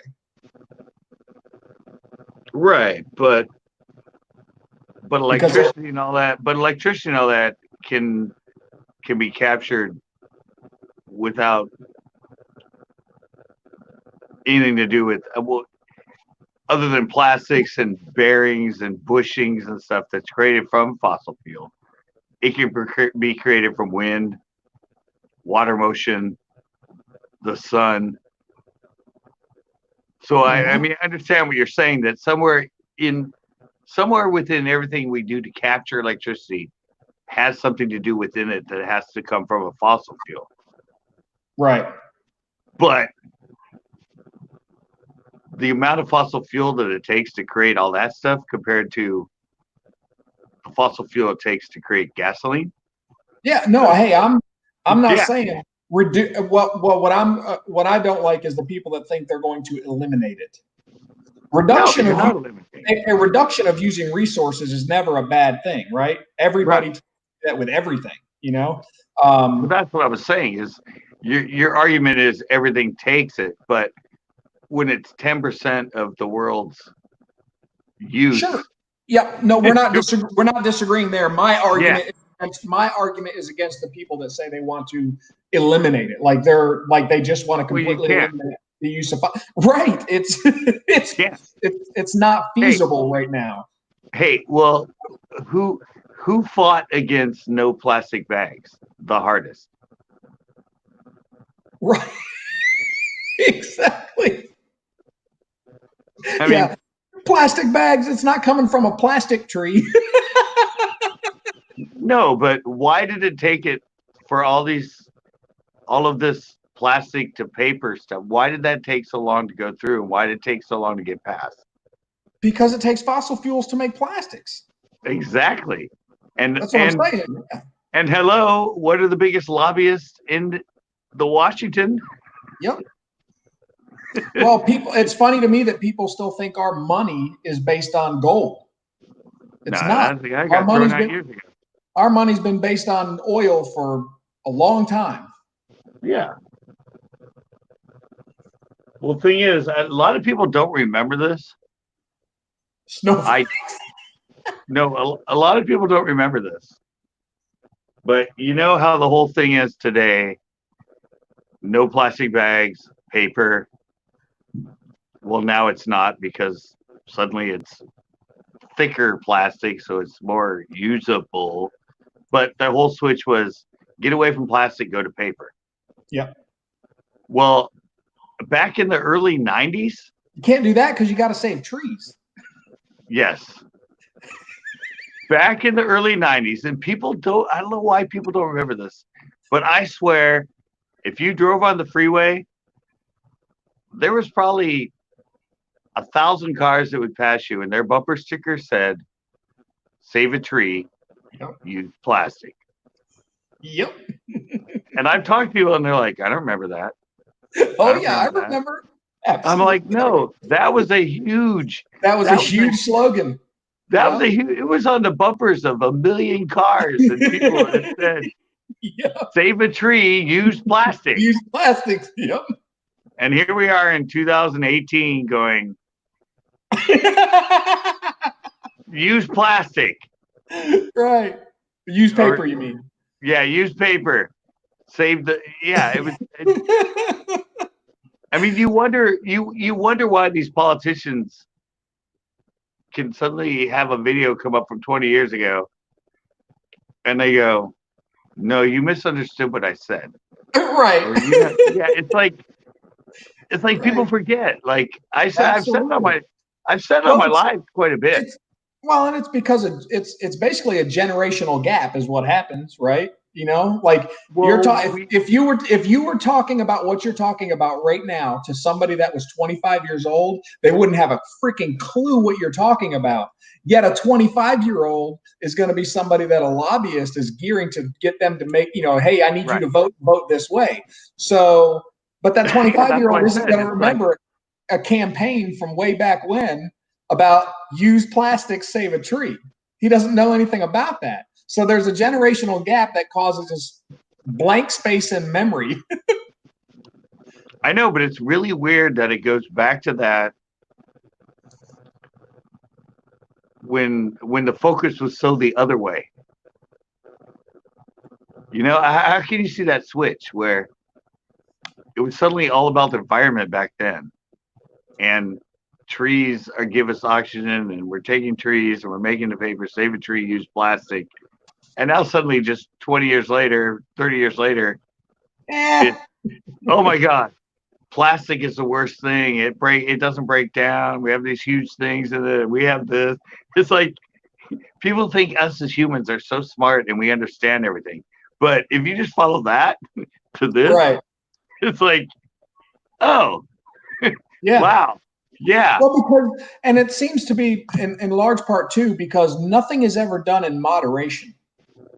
Yeah. It's always it's always all or nothing. Yeah. It's You a know? big jump from Right, and that's what I'm saying. That's why I disagree with the whole, these people that like the Ocasio-Cortez or whatever, that they completely want to do away with fossil fuels, the usage of fossil fuels. That's just an ignorant statement on its face itself. Right. I can get behind, let's reduce our usage of fossil fuels. But to say you want to eliminate the usage of fossil fuels is just ignorant. Well, yeah. Well, yeah, that's what I say. I would say let's reduce our use of fossil fuels for motor vehicles and transportation Right. because I know it's used in everything. Well, it's just like corn. Oh, geez. Yeah. Yeah, I mean, because corn oil is used in so many damn products you have no idea about. Yep. And that's why they try to get a lot of these companies, they'll pay them more to not grow certain crops and grow corn. Well, or the type of corn. A lot of these millionaire Yeah, farmers or a type are of corn. right. They're not growing edible corn. They're growing the corn that gets used in everything else. Or soybean. Mm-hmm. Yep. Yeah, They made a lot of people rich, a lot of farmers rich doing that. yeah, they get rid of growing hay or growing artichokes or growing whatever because they're like, hey, we'll pay this much to grow soybean or we'll pay this much to grow corn. Yep. Because the market for applying it to things is way broader than growing hay or Yep. strawberries or artichokes or yeah, that stuff's good. We can eat it and it's good for you. But we can't make all this other shit out of it. Right. At a really cheap price. Yeah. We want to add it to like all this other stuff. So Yep. we'll pay you this much more and just get rid of all the other shit you were doing. Just grow us 1,000 acres of soybeans or 1,000 acres of just corn. Biodiversity, we don't need that. That doesn't help. Yep. We can add this to so much more shit. Well, here's another funny thing, because me being a fashion designer and all that, and I had my store to the point that everything suddenly became green. I lived through that green phase, the green packaging and recycling packaging, and suddenly organic corn, organic cotton. Cotton. Yep. Well, the reality is cotton, it takes I think it takes 42 gallons of water to produce a cotton plant over its time of growth. Like that's per plant. Right. And obviously, water and the production of water and all that takes energy and everything else. So 42 gallons of water to produce one cotton plant that gains you so much cotton. Well, if you go to the organic cotton and the cotton is not sprayed with pesticides and everything, the yield from each cotton plant is at like 30-40% less because of insect infestation and all that other stuff. So if you look at the energy spent to grow it and the yield from the plant, you actually use more energy and create more pollution than a plant that's not organic because it's been sprayed. So, so, I mean, yeah, and I saw that. Like, what are we doing here? Well, no, the other thing is bamboo. Remember how they started bamboo when they started making shirts and everything out of bamboo fiber? Everything. Yep. Bed sheets and everything. Matter of fact, I got sheets on my bed right now that are bamboo sheets. Okay, well, the interesting story about bamboo yes, it's easier to grow. It takes less water. It takes everything to grow the bamboo, and it's a weed. It's very tolerant. But the process it takes to break down the fibers Yep. to be made into a thread uses some of the most toxic chemicals. Yeah, you got to break it down.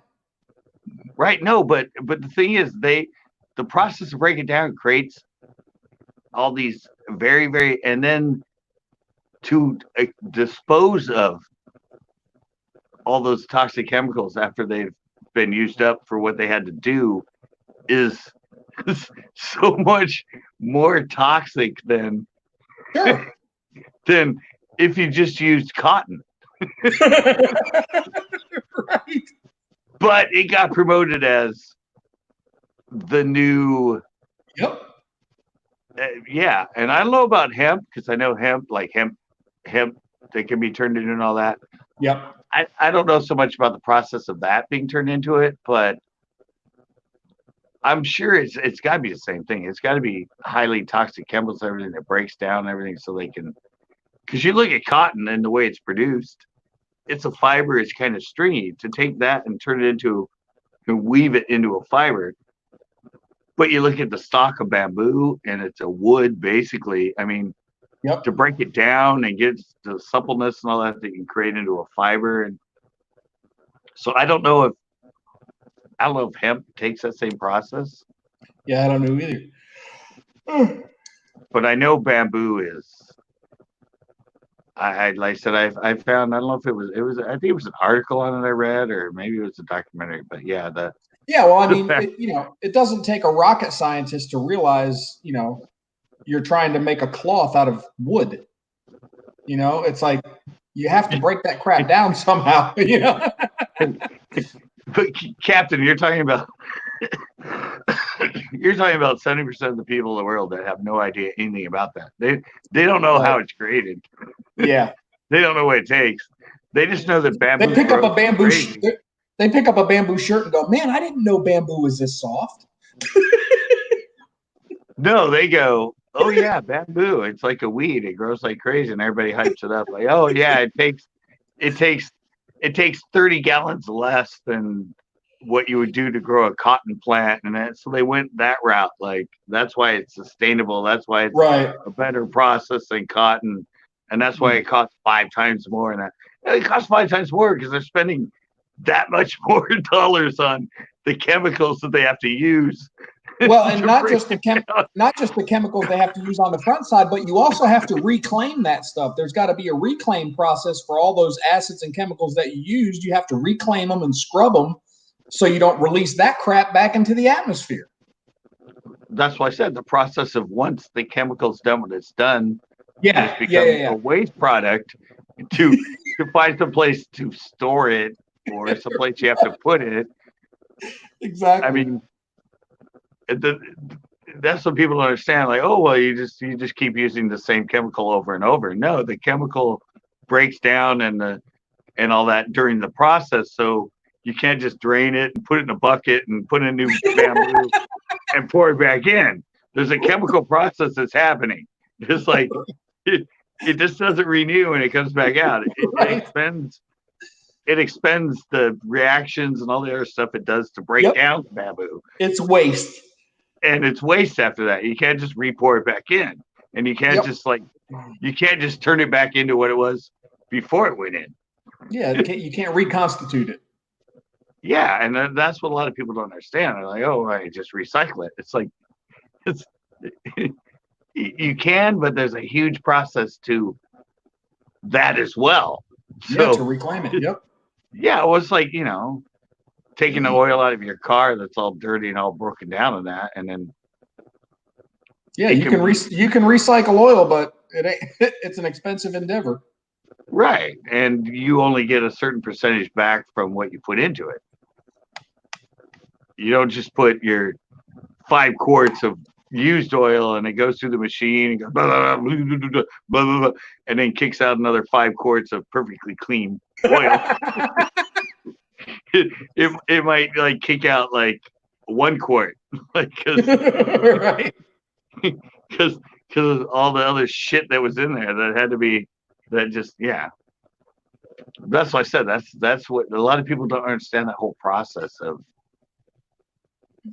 what it takes to do this stuff Yep. and the cost. Right. The associated costs. Yeah, just like you said, that the prop you want to design, the benefits versus Right. non-benefits. Right. The costs associated with it to getting to that benefit. All right, take over. I go tinkle again. All right. Are you good? I'm good. I got this. Have you ever done a live? Do you know how to like teach it? I'll wing it. Okay. Just making sure, man. I don't want to make you all nervous. Right. Yes, but I hear a wire. Well, part 2. What? Is hemp rope strong enough to hold my weight? I may be able to use it soon. That's pretty good. Wire will work too. As long as it holds your weight, you're good. Watch out for that wire. It might orc you. Yeah, this has been a learning session, hasn't it? I'm trying to engage with you guys, but I'm having to do it via typing.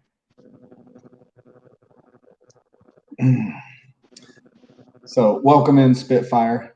We're under a good one here. I don't know who else is in here. I mean, I know Backroads. I don't know if Big Boom Bass is still in. It says we got 6 people in here. There's only a few of you engaging. Okay, wire. I don't want to decapitate myself. I just want to end the breathing process. It could be a big fat wire. It doesn't have to be, thin wire. Oh, Captain, I'm gonna do a video about my first videos. You're gonna do a video about your first videos?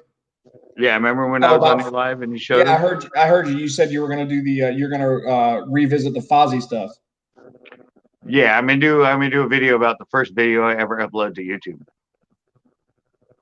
Yeah. 13 years ago, and then I'm gonna show both of them, and I'm gonna tell the whole story behind it. How it was a one-time thing, and I emailed my friend, and he said, "Oh, I can't wait to see the rest of it." And that's when I came up with the whole Fozzie conspiracy and me being Billy Bob and that whole. So Right. I'm gonna put that all together into it. Because I don't know how many views did that video have? Like I don't remember. 100? I don't know. Let me look. 100? 200? Something like that. I don't recall. Not many of them have. I don't think they have hardly anything at all. After 13 years on YouTube, it has like no views. The first one has 433, and the second one has 293, and then the secret only has 111. Really? Yeah. Really? That one has 111 views after 13 years on YouTube. That's definitely not a winner. And you're sure this is the one you want to remake a video about, huh? No, but remember on your live when you showed it? Yeah. And what, three or 4 people are on there subscribed to me. I got you. Yeah, after they saw it, they're like, "Oh, this deserves a sub. This deserves a sub." Like, that's what I said. It's like, but back then, I didn't know keywords. I didn't know how to title it. I didn't know. But now that I know all that, I can rehash it now and retitle it, and so Right. yeah. But I'm like, and did you hear the story about the one I'm going to do now with the fishing and Bigfoot? Yes. To get your analytics up with the titling and stuff. Yeah, but I'm going to do it like that Fozzie thing, like that same idea I had for the Fozzie conspiracy and all that, but to make a little documentary fake video or something, but about. Because Right. you said this, you might have something here. You might be able to go this way because this is hilarious. Right. This is funny, but it doesn't matter the video though. It just matters if people see it. Yeah. And back then, the way it's titled, Fozzie's Secret, none of that. But now I think I could retitle it and say stuff and maybe get more engagement and people. And who knows, like it might totally take off. But Yeah. Some of your stuff has been getting more views. Some of your older stuff you said been getting more views, right? way more. Where did you find my tips and tricks on Oh, the? no, wait a second. Oh, the secret to buzzbait fishing. That one got 210,000 views so far. The secrets to buzzbait fishing. That was also done 13 years ago. It's got 210,000 views. That's one of your highest views. That's your highest viewed video. Right, but divide that by 13. No, I know. Yeah, that's what I said. It has a lot of views, but return of income and return of views compared to time out there, it's almost compares to my videos nowadays. I got you. Rock candy was a good one. Yeah, that one. Yeah, that one's coming out. But how'd you get the tips and tricks on the surface walk the dog one? That show up your recommended? Yep. Right. And see, that's what's happening now. Well, but I thought it was because I go through and watch several of your videos, so I figured they see that I watch them, so they recommend more of them to me. I thought it was more direct marketed to me. No, I think it's just that the analytics with YouTube suddenly are in the search and in the recommended after 14 years they're suddenly promoting me. Talk about running the turtles race.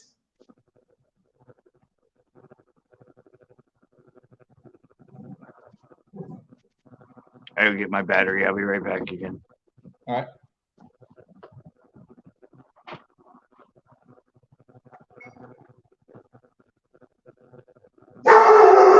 What? Hey. Jeez. I need to watch now. Today I was putting coolers up. A fellow worker helped. He decided to push them into fit. He pushed on so far. The chair fell on the customer's head. Oh, jeez.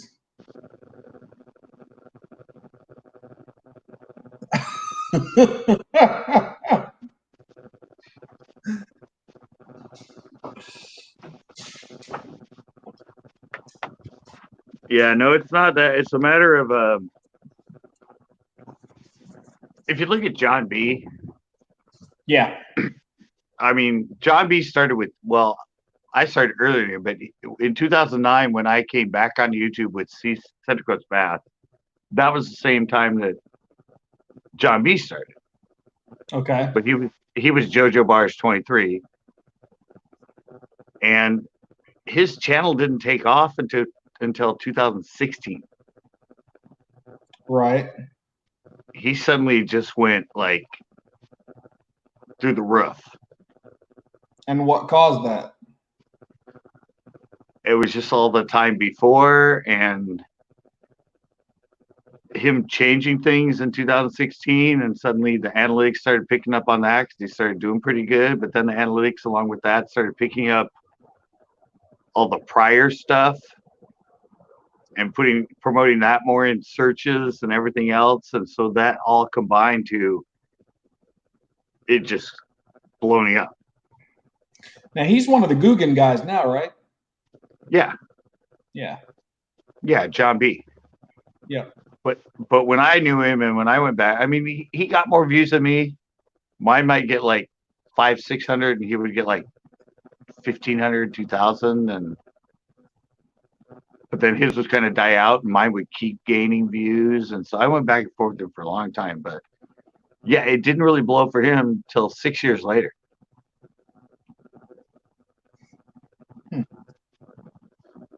And I'm finding all these videos of me that are suddenly, after a year, just taken off. But Gotcha. behind him, huh? I said, I got you. Yeah, but now suddenly behind them, that old tips and tricks showed up on you. Spitfire, she suddenly left a comment to one of my old videos, and I'm like, how the hell did you find this? And she said, it showed up on my recommended. So suddenly videos from 8-9 years ago are suddenly people are watching me for the last year or something are suddenly seeing them and clicking on them. And I'm like, how'd you find that? And they're like, oh, it showed up on, I'm like, why did it video from me from 10 years ago show up on your recommended? Right.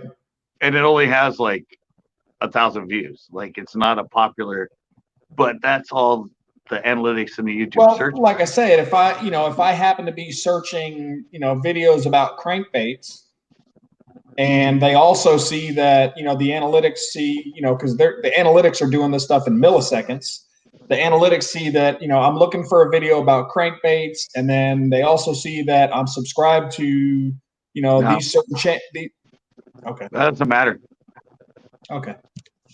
Yeah, that's what I found out today, and that's my whole sort of epiphany of today is that's when you go to YouTube search and you search stuff, that's not that doesn't really correlate to it. There's a lot of other stuff going on in search. Because at first a video, when you first put a video up and what'll get it going is browse feature and suggested. But once it's been on there for like a year or something like that, that doesn't really get correlated into when you watch certain things. Like when you're watching all things on crankbaits and that. I mean, I might kind of show up or something, but suddenly it gets kicked into YouTube search. And they start promoting you for the YouTube search part. I said it's hard to explain because I just learned it all today, but there is a total difference. Because I have fishing shows that do really well, or some that like the one that I did on Mike Long, for example. It was a popular topic. Everything else I did, one of them got 5,000 views, the other one got like 3,000 views within like a month. But now they get nothing. Yet other videos that are older suddenly are getting more views than that. And the first 6 months, it didn't even get 100 views. The Mike Long one blew up straight away. Like it just like every time I checked it, it had 500 more views, 600 more views. So, and then it hit its plateau because Mike Long and that whole story was dead. And it's gained hardly anything since then. And I don't think it'll ever get picked up in a search or anything because nobody's looking for it anymore. Right. But I have a video from a year ago that spent 6 months before it got to 100 views. And now in the last 6 months, it has more views than the Mike Long video. So, and I'm like, what? Right. Yeah, that's the difference. Anything I look at now that's getting 1,000 or 600 or 800 or 300 or 400 views a month now, the traffic source is all from YouTube search. Where videos. Yeah, well, I just found out tonight from a channel. A lot of people say, it depends on what you're looking at, but some people will say the whole, all it takes is one viral video for your channel to grow and be successful. I know. And I don't necessarily agree with that part of it because I've seen channels with like this particular channel is one where, yes, she had a video go viral. But her channel, she's around 7,000 subscribers. It's not like she went and now has 100,000 subscribers. However, the video that went viral has almost 2 million views. It's got like 1.97 something or whatever. She makes $800 a month off that video. That one video. She makes $800 a month in ad revenue from that one video. Right. And how many subscribers did she gain from it? I don't know. Yeah. See, there's the difference because But either way, it's still no. But my point is that she makes $800 a month off that video. If you're looking to try to generate an income, having a viral video is a huge. It doesn't matter. She's not. She doesn't have 1 million subscribers. She's got 7,000 subscribers, but she's making $800 a month off one video. Right. But she might be a person that never gets another viral video, and that video suddenly start making less, and it won't pick up. Yeah, but her channel is picking up, and she's got other videos that she's doing now where she's getting, in 3 days, one of her last videos has gotten over 200,000 views in like 3 days. So, and that's what I said is when you start getting picked up, and it can happen either way. Either you have, like you said, if you have video goes viral, yeah. There's one guy, he did a video on, I told the story before, cleaning your lenses with WD-40 to get the frosting off them. It got 10.5 million views. It made him $24,000 and gained him like 6,000 subscribers in a month. right. And they put up another video that was sort of related to it, and he got 2.5 million and made him $10,000. And now he's doing it full time and making good money off it. But to wait around to get a viral video compared to manipulating the system and knowing the keywords and knowing the titles and the thumbnails. I mean, look at me. I have 1,500 videos on YouTube. Right. And I have one now that's getting 1,000 views a month. That's over a year old. What if 200 of my videos suddenly started getting 1,000 views a month? That's 200,000 views in a month. But it's just consistency over time and learning keywords. But once you get picked up and they start promoting you more and things, all the shit you did behind that suddenly just starts the snowball rolling. Yeah. But what it comes down to is it has to be quality. Yeah. I mean, think about if you did some stupid ass video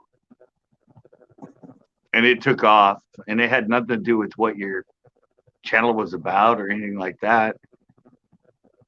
Yeah, sure, you'll blow up and get a lot of subscribers and that, and they'll start promoting you, but the other ones, or the people that watched it, it might got 1 million views and 100,000 of the people liked it and 900,000 people didn't like it. Yeah, I just don't understand. Like some people, like you look at the people that hate on the Googans, but you look at their views over some of these, pro anglers.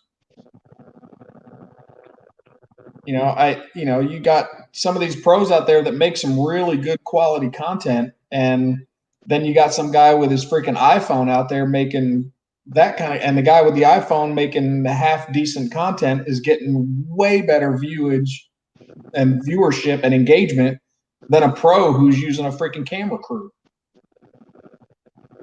Yeah. That's all marketing. It's all marketing. Why do you think I'm always pissed at these people that pass me by and I watch what they produce compared to what I produce? And they have 30, 40, 50,000 subscribers now, and I have less than 3. I'm like, right. It's not the content. They know how to play the game. They're marketing on Instagram. They're marketing on Snapchat. They're marketing on Twitter. They're marketing on, and they're using all the keywords and they're using all the stuff. Yep.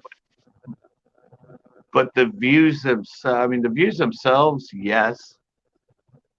And once you get to the point that you have so many thousand subscribers, obviously you're probably going to get a lot more views. Sure.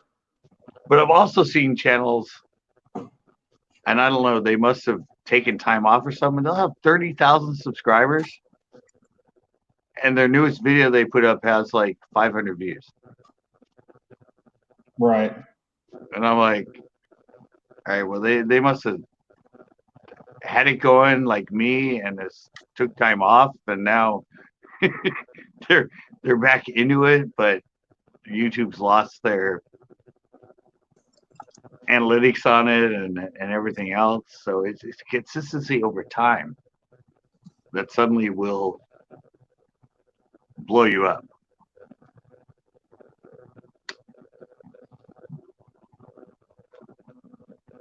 Rippin' Lips 36 is in here. Yep. Hello, hello, hello. Oh, did I tell you low budget came in? Oh, really? Yeah, it came on last Tuesday. We hadn't heard from him for like what, like 6 months? I don't know. Yeah, and I don't know. Have you been on here long enough to remember Right to Bear? No. Oh well, yeah. He disappeared for like 8 months. He came out of my live yesterday. I'm like, he's in some of my videos and everything. He just disappeared like 8 months ago or something like that. And he actually showed up my live at Pinot yesterday. And I was like, what the hell?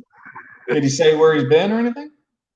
Yeah, he just said he'd been working and doing stuff and that. But yeah, it was just like,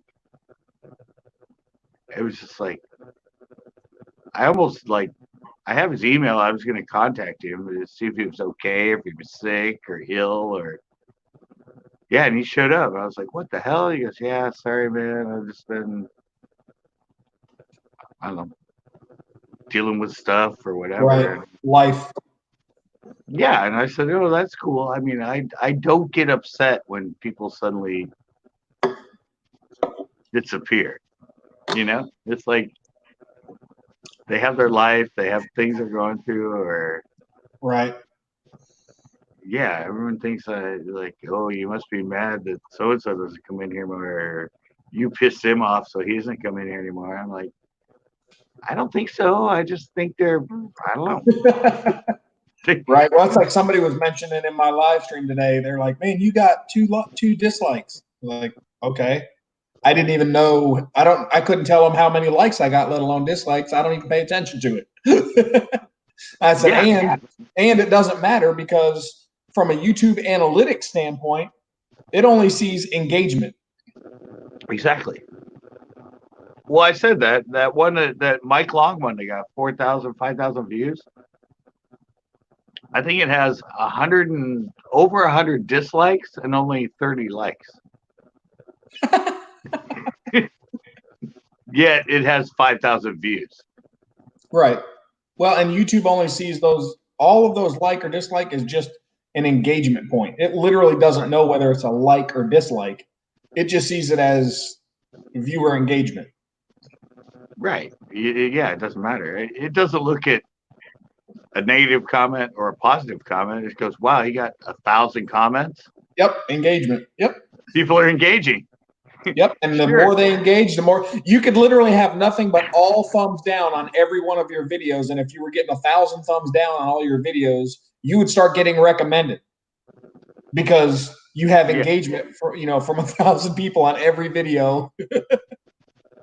And that's why I said that's the difference between browser and suggested videos compared to search engine result. Yeah, if you're poignant and you're on topic with something that's a topic, like when I put on Mike Long, it just broke, the video just broke. It's going to put you in all the browsers, and it's going to put you in all the suggested videos. But over time, within like 2-3 weeks, nobody cares about it. Right. So if I look at today and I look at the views it's getting, which is like pretty much 10 views a month or whatever, and I look at my analytics, it's going to say browser feature, or it's going to say suggested videos.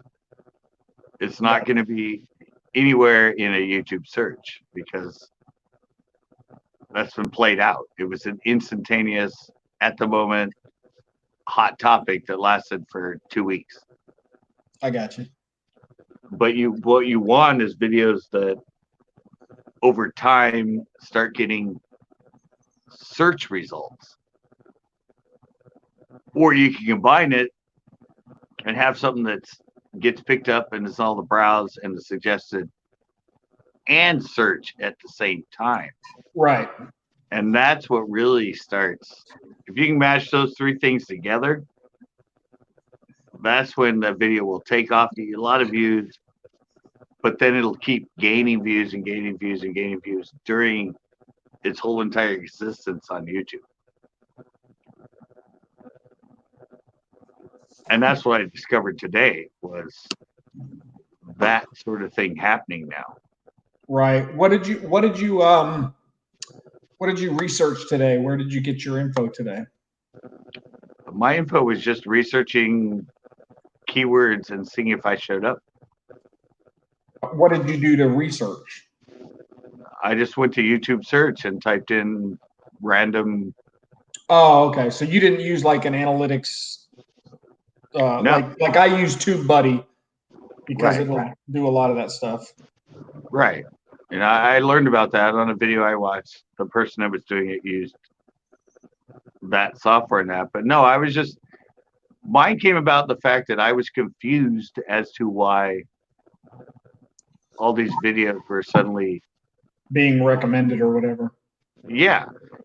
And so then I started typing in just searches to see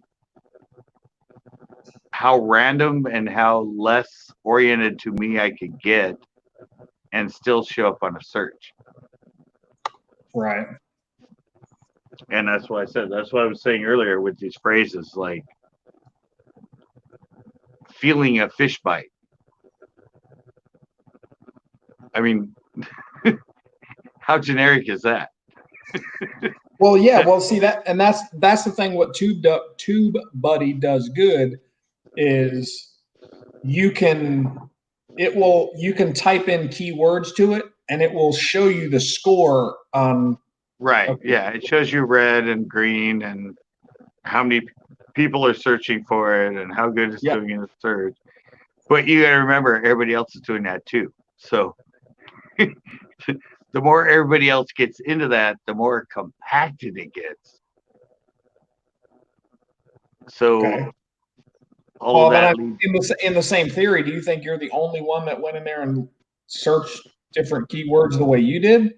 I mean, there's only so much you can do. No, but I'm saying with what you were saying using TubeBuddy. Right.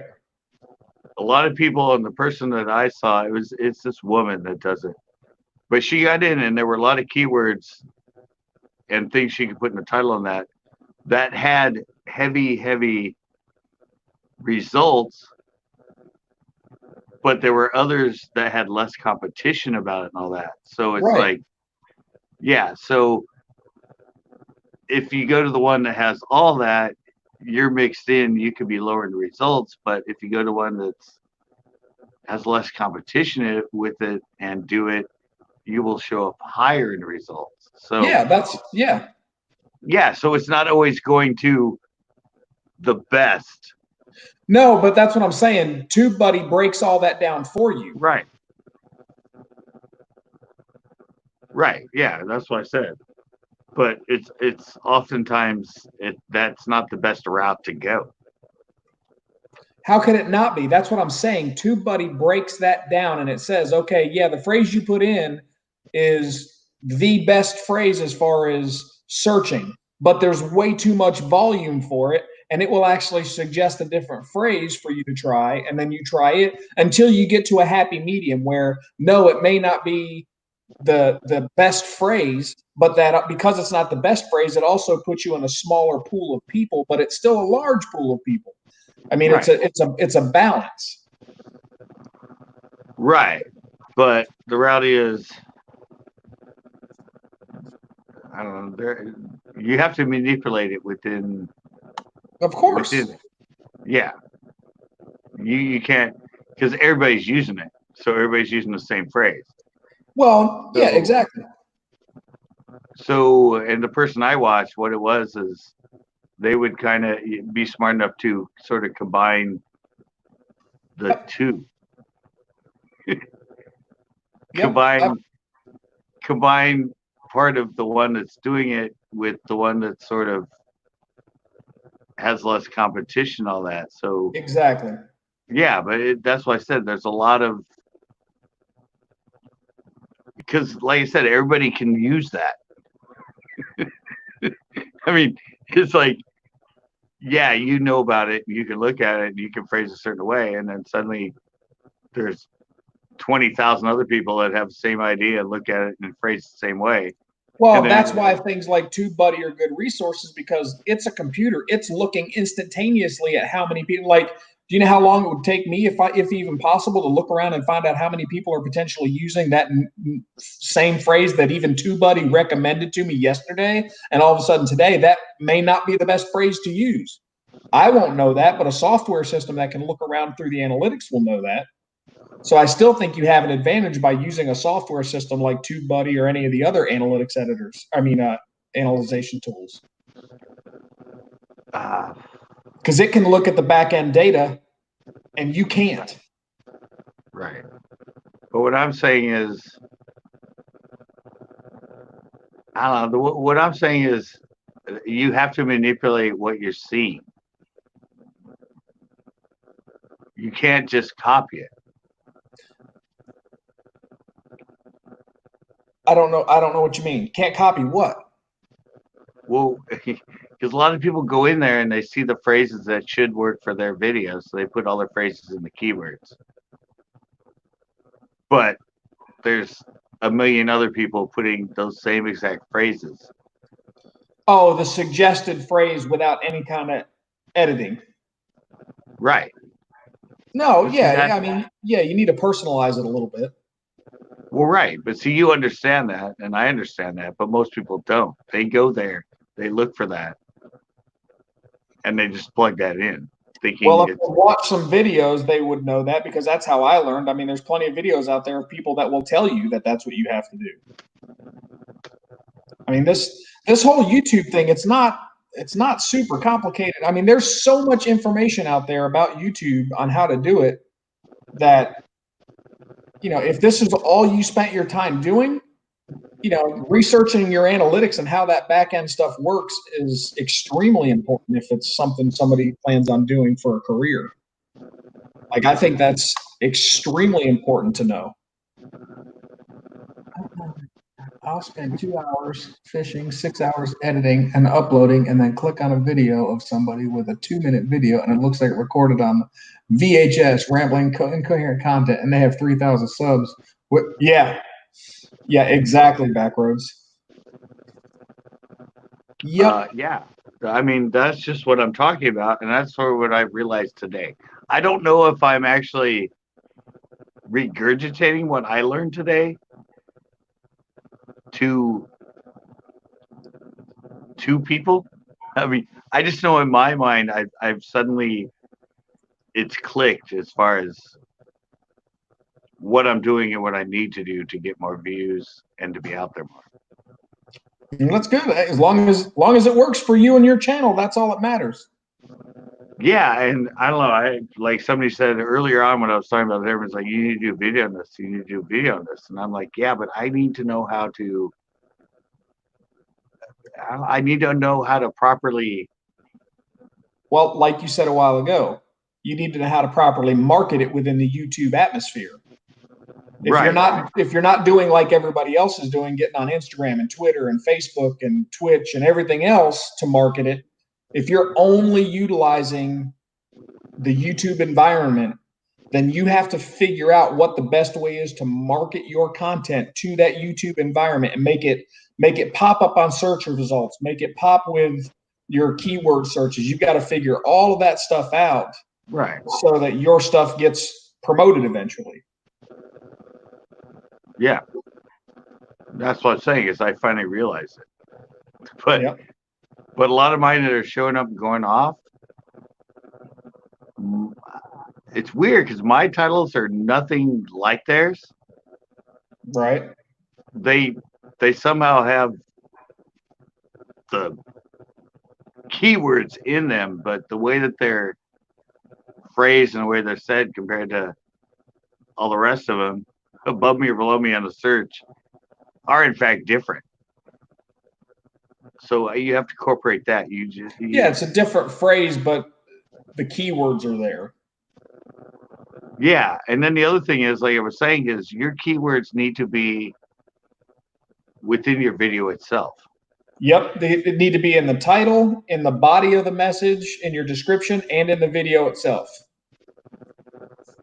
Yeah, That's the best way to work the analytics is have it in the title, have it in the description, and then also have it in the video itself.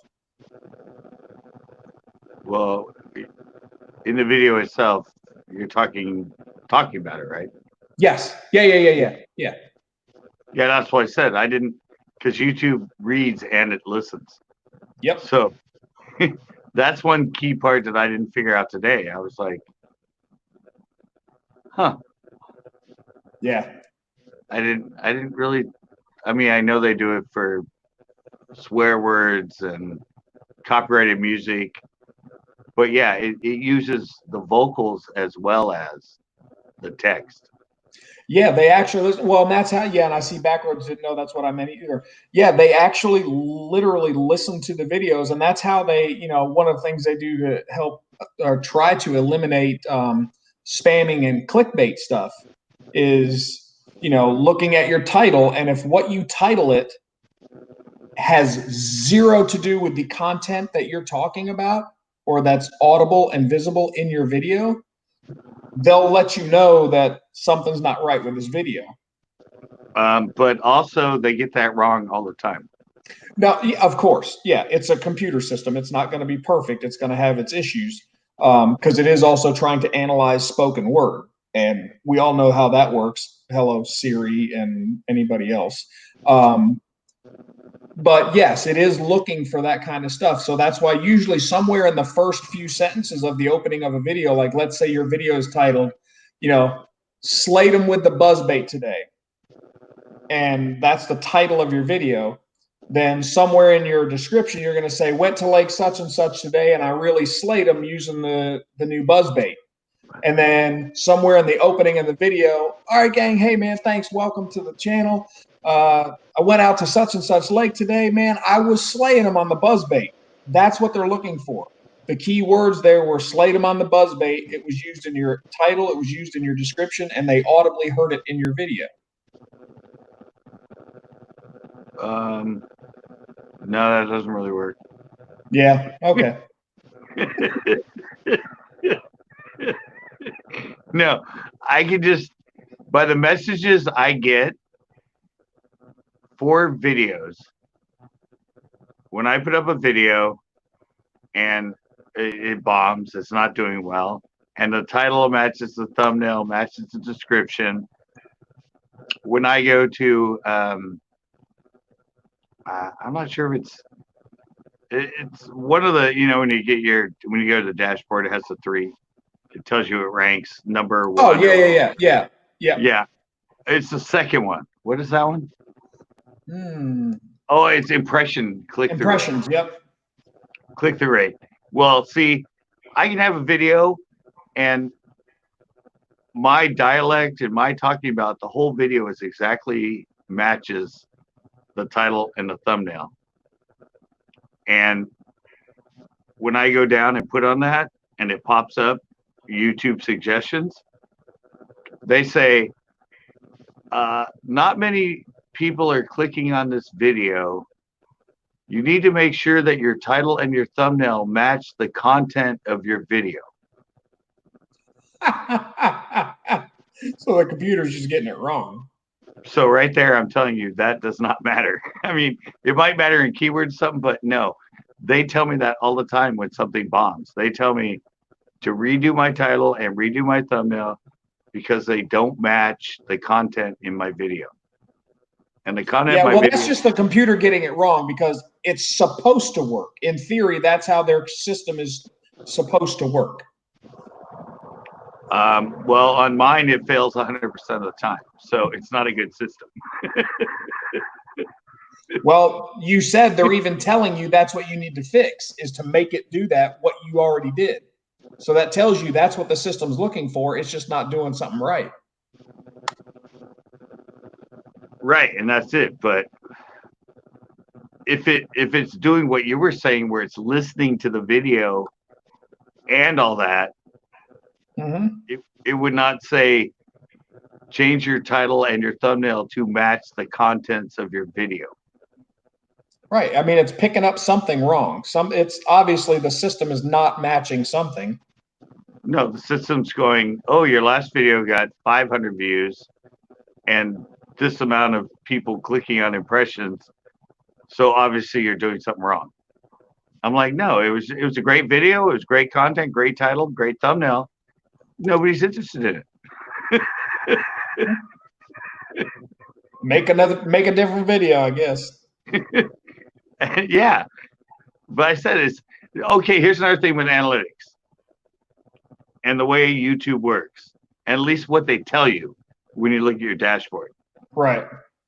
That video I put up, the one with where I redid the biology bites. Right. The best bass fishing advice I could ever give you. That one showed up. Obviously, it didn't do good. They said the same thing. It's not relating to your maybe your title on that doesn't relate to what the video's about. You should try to change that. But then below that, people were watching it for 1 minute and 40 seconds. Right? Yep. Okay, well, the video's 2 minutes long. Okay. What retention of time watch per thing is that? The percentage, 75, over 75%. Right. What did it tell me right below that on my dashboard? I don't know. It said this video is not getting very much retention time. Really? People are watching this video 70% less than your normal videos. That's weird. No, that's not weird. That's the way the analytics work. My normal videos are like 12 and 14 minutes long. People watch for an average of 7 to 8 minutes. So the analytics looked at this and said people are only watching for 1 minute and 40 seconds. This video is not good. These people do not like it. They're not engaging with it. So it wasn't looking at it as a percentage. It was looking at it as literal minutes.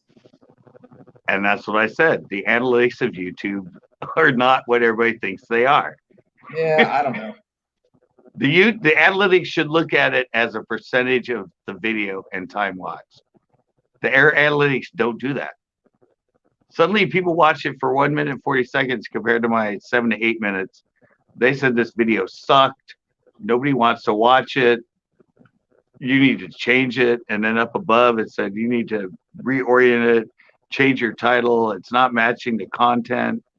When it matched the content exactly. And if you look at it percentage wise, everybody was watching it almost all the way through compared to my other videos that people watch it about halfway through.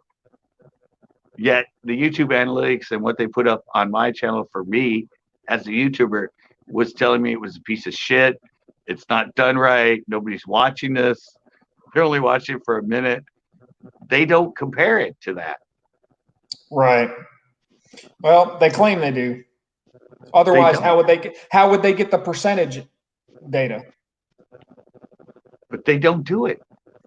But they do get the percentage data. It's clearly on your screen what the percentage was. So that's what I'm saying. They're gathering the data. Whether or not they're using it is something else. But they're definitely gathering the data because there's a thing there that says what the percentage of Right. that engagement was. Right. But what hurts your analytics is when you put up a shorter video and people don't watch it long enough. Yeah, no, for sure. Yep, getting them to watch it all the way through is huge. Right. And the reality is, when they do it, the arrows down, the arrows are down, arrows are down, telling you your performance is sucking. When if you look at the other way around, everything is up, but YouTube in your dashboard and that tells you that everything is down. Their system is fucked. I guess it's not. I don't have that many videos to do it with, so I've never noticed any like weird discrepancies like that with my stuff. Everything seems pretty consistent as far as my stuff. The biggest thing I see, is the lying viewers that watch the content, that say they watched your video and all this other stuff and they didn't. Everybody's saying, oh yeah, I watched. They even try to make comments that make it seem like they watched all the way to the end or whatever. But then like my giveaway video, as a matter of fact, I mentioned this tonight in my live, the giveaway winner announcement video. For my videos, that actually did pretty good. It had 100 and some views in a couple hours or whatever. And it was only an 8-minute video. The average view duration was 3 minutes. Right. That's normal. So, right. But it's funny when everybody telling you that they watched the video, they say, oh, like they watched it all the way through. No, you didn't. If you watched it all the way through, my analytics wouldn't tell me the average view duration is 3 minutes out of 8. You did not watch it all the way through. You're lying. Okay, well, how many comments did you get? Out of the 100, I had 61 comments. And how many views did you get? 100. So yeah, you're right. Your analytics would be better if those 61 comments watched it all the way through compared to 40 people that didn't comment. It should be more than 3 minutes. Right. That's what I thought. Yeah, but here's a funny thing for you as far as people watching, people clicking through. Make a video where you talk about a technique or talk about something and then tell them later on in the video, I'm going to show you how to do this. Upload that, watch it, and then watch the analytics of engagement. And I guarantee you what you will find is for the first 2 minutes or 1 minute, let's say it's an 8-minute video, you'll see it and all of a sudden the engagement will go down, down. And all of a sudden right at the time of the video that you show them the technique. Yeah, they're skipping. It'll spike. Yeah, they're skipping to the end. Yeah, they're skipping to that point. Yeah, of course. But yeah, see, to me, you got to use that kind of information. It's like, so what they're telling you is, look, well, yeah, but they're looking at it. You got to look at that not as a bad thing. You got to be like, all right, dude, they don't care about all the fluff and bull crap and the B-roll stuff in between. They just want the information. No, because usually for me, the information leading up to it is probably more important than me just tying the bait. Not if they're skipping it. It's not. It might be important to you, but it's not important to your viewers. If they're skipping through it, it's not important to anybody. But another thing you have to think of as when you're monetizing and making money, when they skip forward, they're skipping the commercials. No, a lot of times they skip forward. It'll play the video before it skips them forward. Oh, I usually skip past any if I'm watching a long video on some big channel, because I don't skip the small channels. But if I'm watching somebody who's got 200 million views or whatever, and it's got like 6 commercials in it, I can skip to a spot and I can skip 3, 4, 5 commercials and it won't play those commercials. Yeah, but a lot of times when you skip forward, it'll still go back and play the commercial before you skip forward. I very rarely run into that. I know, very rarely, but every time it does, you're gaining a view and you're gaining income. Right. So that's the whole thing when you're looking for that is, and usually the more you put in, the more it'll skip. Right. Because you don't know this, you're not monetized yet, but when you do mid-roll ads, the first thing YouTube says is just because you're putting an ad break here doesn't guarantee an ad will play. It's limited to the amount of ads we have and impression rates and everything else. Right. So just because I put 2 ads in a 12-minute video in the mid-roll, it depends on if they have enough ads to insert at the time. Sure. So like you're saying, when you skip ahead a lot, depends on when you're watching. I could be skipping a dead ad space. Right. It depends on when you're watching it. Sure. If you're watching it at 3 in.the morning when there's not a big load, or if you're watching at a time there's not peak traffic, right, it might skip it. But if you're at a time it's peak traffic and everything else, right? Yeah, no, peak traffic would be less. Non-peak would be more chances when you skip it would play it. Right. Because if you're watching peak time, they only have so many ads. They don't guarantee the ads will play. Even if you place them in an ad and it's peak time, there's not enough ads to go around. Even if it's there and you don't skip ahead, it'll just play right through it and it won't do an ad. Right. I've seen that a lot too. I mean, I played it and I've seen like 3 ads in their video, and I watch it. And then when you play it, you don't see any ads. Yeah, I've seen that too. Yeah, or I watch it and I get 1 of the 3. Yeah. Yeah, I've seen that too. All. I didn't know why that was. I didn't know why it was not playing those videos, but that makes sense now. Yeah, that's why. I mean, it says it right when you're monetizing, right when you put in ads. There's a big bold thing right there that says, just because you place an ad does not mean an ad will play. It depends on ads amount, adability, and peak times, and yeah. But they explain it to you. They say that like you're not guaranteed if you put ads in your video that they're going to play. It depends on when they watch it. You know where they're. You know if you don't have as high of a CPM on your video, yet they only have 3 to play during that like 2 minutes of that time, the ad's going to get somebody that has a higher CPM and somebody that has, so. Gosh. There's all that stuff that goes into it, as well as analytics and getting it picked up and getting it watched. I mean, there's so much to it. Yes, there is. All right, I am going to bail on you, brother. I'm tired. It's quarter to 3. Bail too. I've been on for 4 hours now. Yep.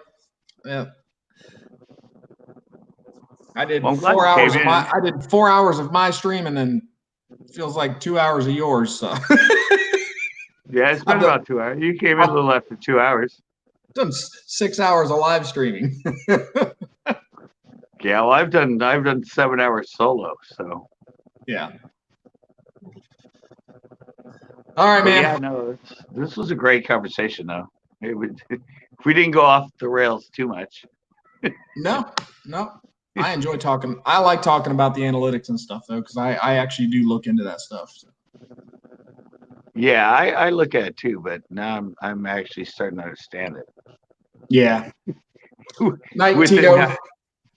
Within how it correlates to me. Right. And what I produce. Come on. Oh, sorry, Boots. Hey. All right, I'm gonna go. My dogs are going nuts. See ya. All right.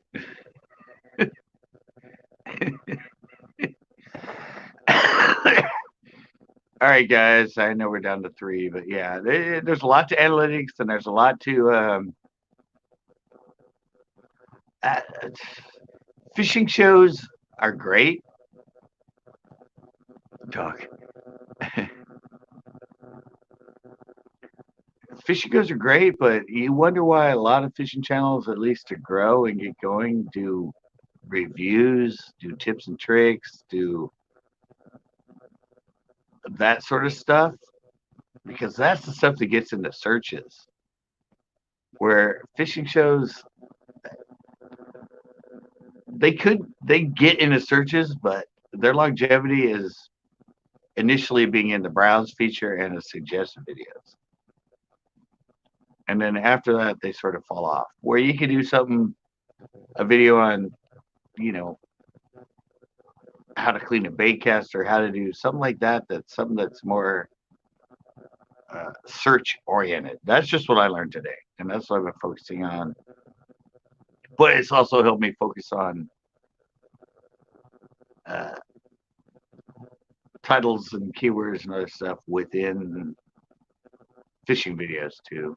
Although that has more to do with the title and thumbnail to get to catch you, but longevity,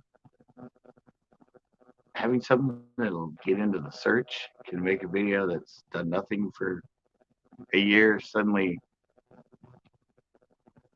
get 1,000 views a month. So it's weird, but so I'm gonna do a video on this and maybe hopefully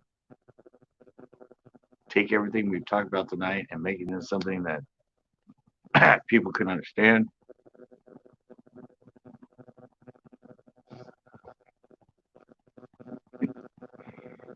Character great, but some of these people don't even try and get more views and subs.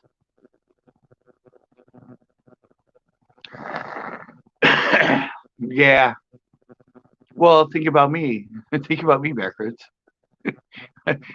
I've been almost 14 years dealing with the same thing. You've been doing it for how long? I mean, I've been frustrated in the same thing that's in this sentence for 14 years. I'm not giving up now. I'm just now starting to understand how to manipulate it. And for me, unlike you, you're new. I have tons and tons of shit behind me that relates to me.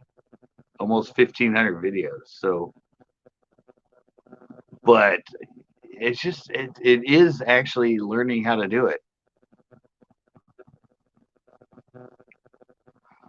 Yeah, it's learning how to do it. I mean, you can do a 2-minute video that's something that's educational. It doesn't take all that time for you to go out to the lake and film and have 6 hours of footage and have to cut it down to like 10 minutes. You could sit in your garage, film a little how-to video, and film it and edit it within an hour and put it up, and it'll suddenly, maybe not right away, but suddenly within a year and that, start getting more views than the things you spend so much more time editing. And that's what I've learned is I can sit on my porch, just like my last video, I sit on my porch, tell you the best drop shot bait, all that other stuff. It's right here. It's clean, easy to edit. It's one cut. It took me, 10 minutes to film it, editing, adding some stuff, boom, boom, compared to a video that I spent 8 hours filming, spent another 9 hours editing. I put it up, and this little thing I do about tips and tricks on my porch gets more views than the thing that took a hell of a lot more time to edit and film. But once those two come together and you start getting out there, people start, and then they start seeing like, oh yes, oh he does fishing shows too, oh he does, and you have the quality and the B-roll and all that stuff to match what, that's when it starts. So that's kind of, I'm pretty much going going backwards to go forwards. Because originally I did a bunch of tips and tricks. Those got all the views. Everybody loved those. I did them for like 2 years. Didn't do a fishing show. I was just getting all my knowledge out. Oh, biology, bites, tips, tricks. And then everybody started saying, dude, when are you going to do a fishing show? When are you going to do a fishing show? So,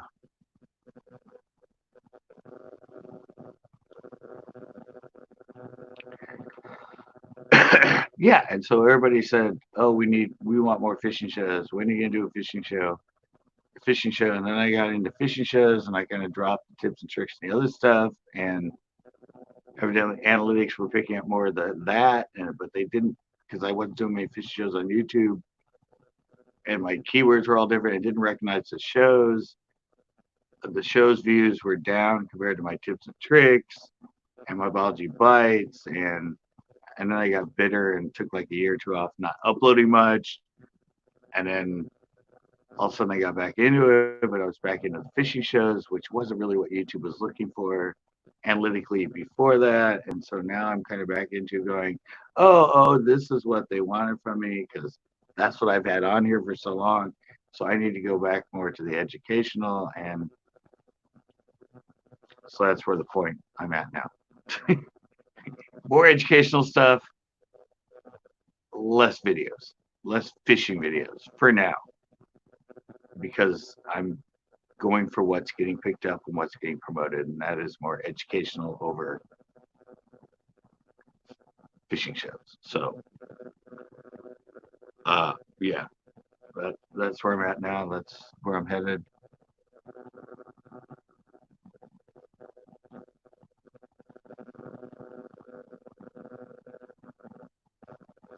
There you go, Backroads. Same thing with me, because those videos get into searches more than than a fishing show. If you have a good fishing show, a good title, a good thumbnail, and good keywords, it gets into browse, it gets in suggested. If it's a good video and you start getting that way, it's going to take off. It's going to get a lot of views. But when you're just starting out and neither getting a lot of views, the educational stuff, the how-to and all that, will get into search. And when it gets into YouTube search, that's when it'll start taking off. Fishing videos might do really good and get a lot of views. And then after its initial being pumped out in the browser and YouTube search, or not YouTube search, suggested videos, if it doesn't pick up, doesn't get a lot of views, doesn't get a lot of money, it'll get dropped and promoted there. But you can have something that's your how-to and all that. And anyway, like mine, I said 6 months, it didn't even get 100 views. And the next 6 months, it now has 1.1, and it's just taken off. So it got less than 100 views in the first 6 months. It got 1,000 views in the next 6 months. But it's promoted through search, not browser or suggested.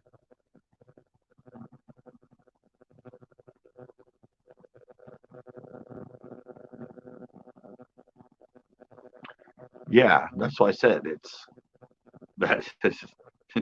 The how-to and the tips and tricks and all that stuff gets into search. Full-on fishing videos and all that, because the way their title and everything. I mean, unless it's a fishing video that's how to fish a rattle trap or something, it's not going to show up after its initial browser and suggested video lifespan. And that lifespan matters if it gets views or not. It could last, it could be in there for 5 days, it could be in there for a week, or it could be in there for 2 days when they're promoting it, or if you're, every time it comes out, it's going to be stuck to that. They don't put sort of priority to that. If it's a new video and it's about a subject that people look at, it's going to get thrown into their suggested and browsed. It's just a matter of people click on it. But when you get something like that, how to redo a trolling mode or whatever that has 1,000 views compared to a show about a big bass that has 50, that's not something that people want to learn about. That's something they want to watch. And they just want to watch it and be entertained. it needs click through rate, it needs reach, I mean, they're two different animals. So I don't know, maybe that's sort of the premise of what I do when I do a video about what I learned today and how to focus your videos as a fisherman and how to get yourself more into the views and all that and browse suggested compared to YouTube search sort of thing. But yeah, that's for next time, guys. That's for a video I'm going to put up that hopefully gets a lot of views. So obviously from this video, if you're in here in this live, you're probably going to see me doing more tips and tricks and educational videos and it being intermixed with fishing videos. Because I gotta go back to working. I'm trying to do this as a living. I'm seeing the trend, so I gotta go there. And Backroads right here in this comment, he just kind of summed it up. He has something that he matched right and it got thousands of views compared to a big fish video that only has 50 views. But yeah,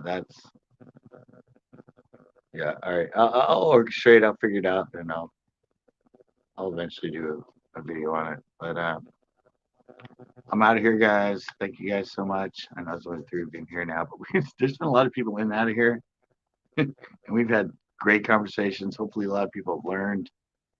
And I'll see you guys tomorrow night. we continue this tomorrow night. I'm sure it'll be a topic that comes up in Tuesday night hangouts tomorrow at 8 o'clock. My other live, but I'm out. Thanks, everybody. See you tomorrow. Bam!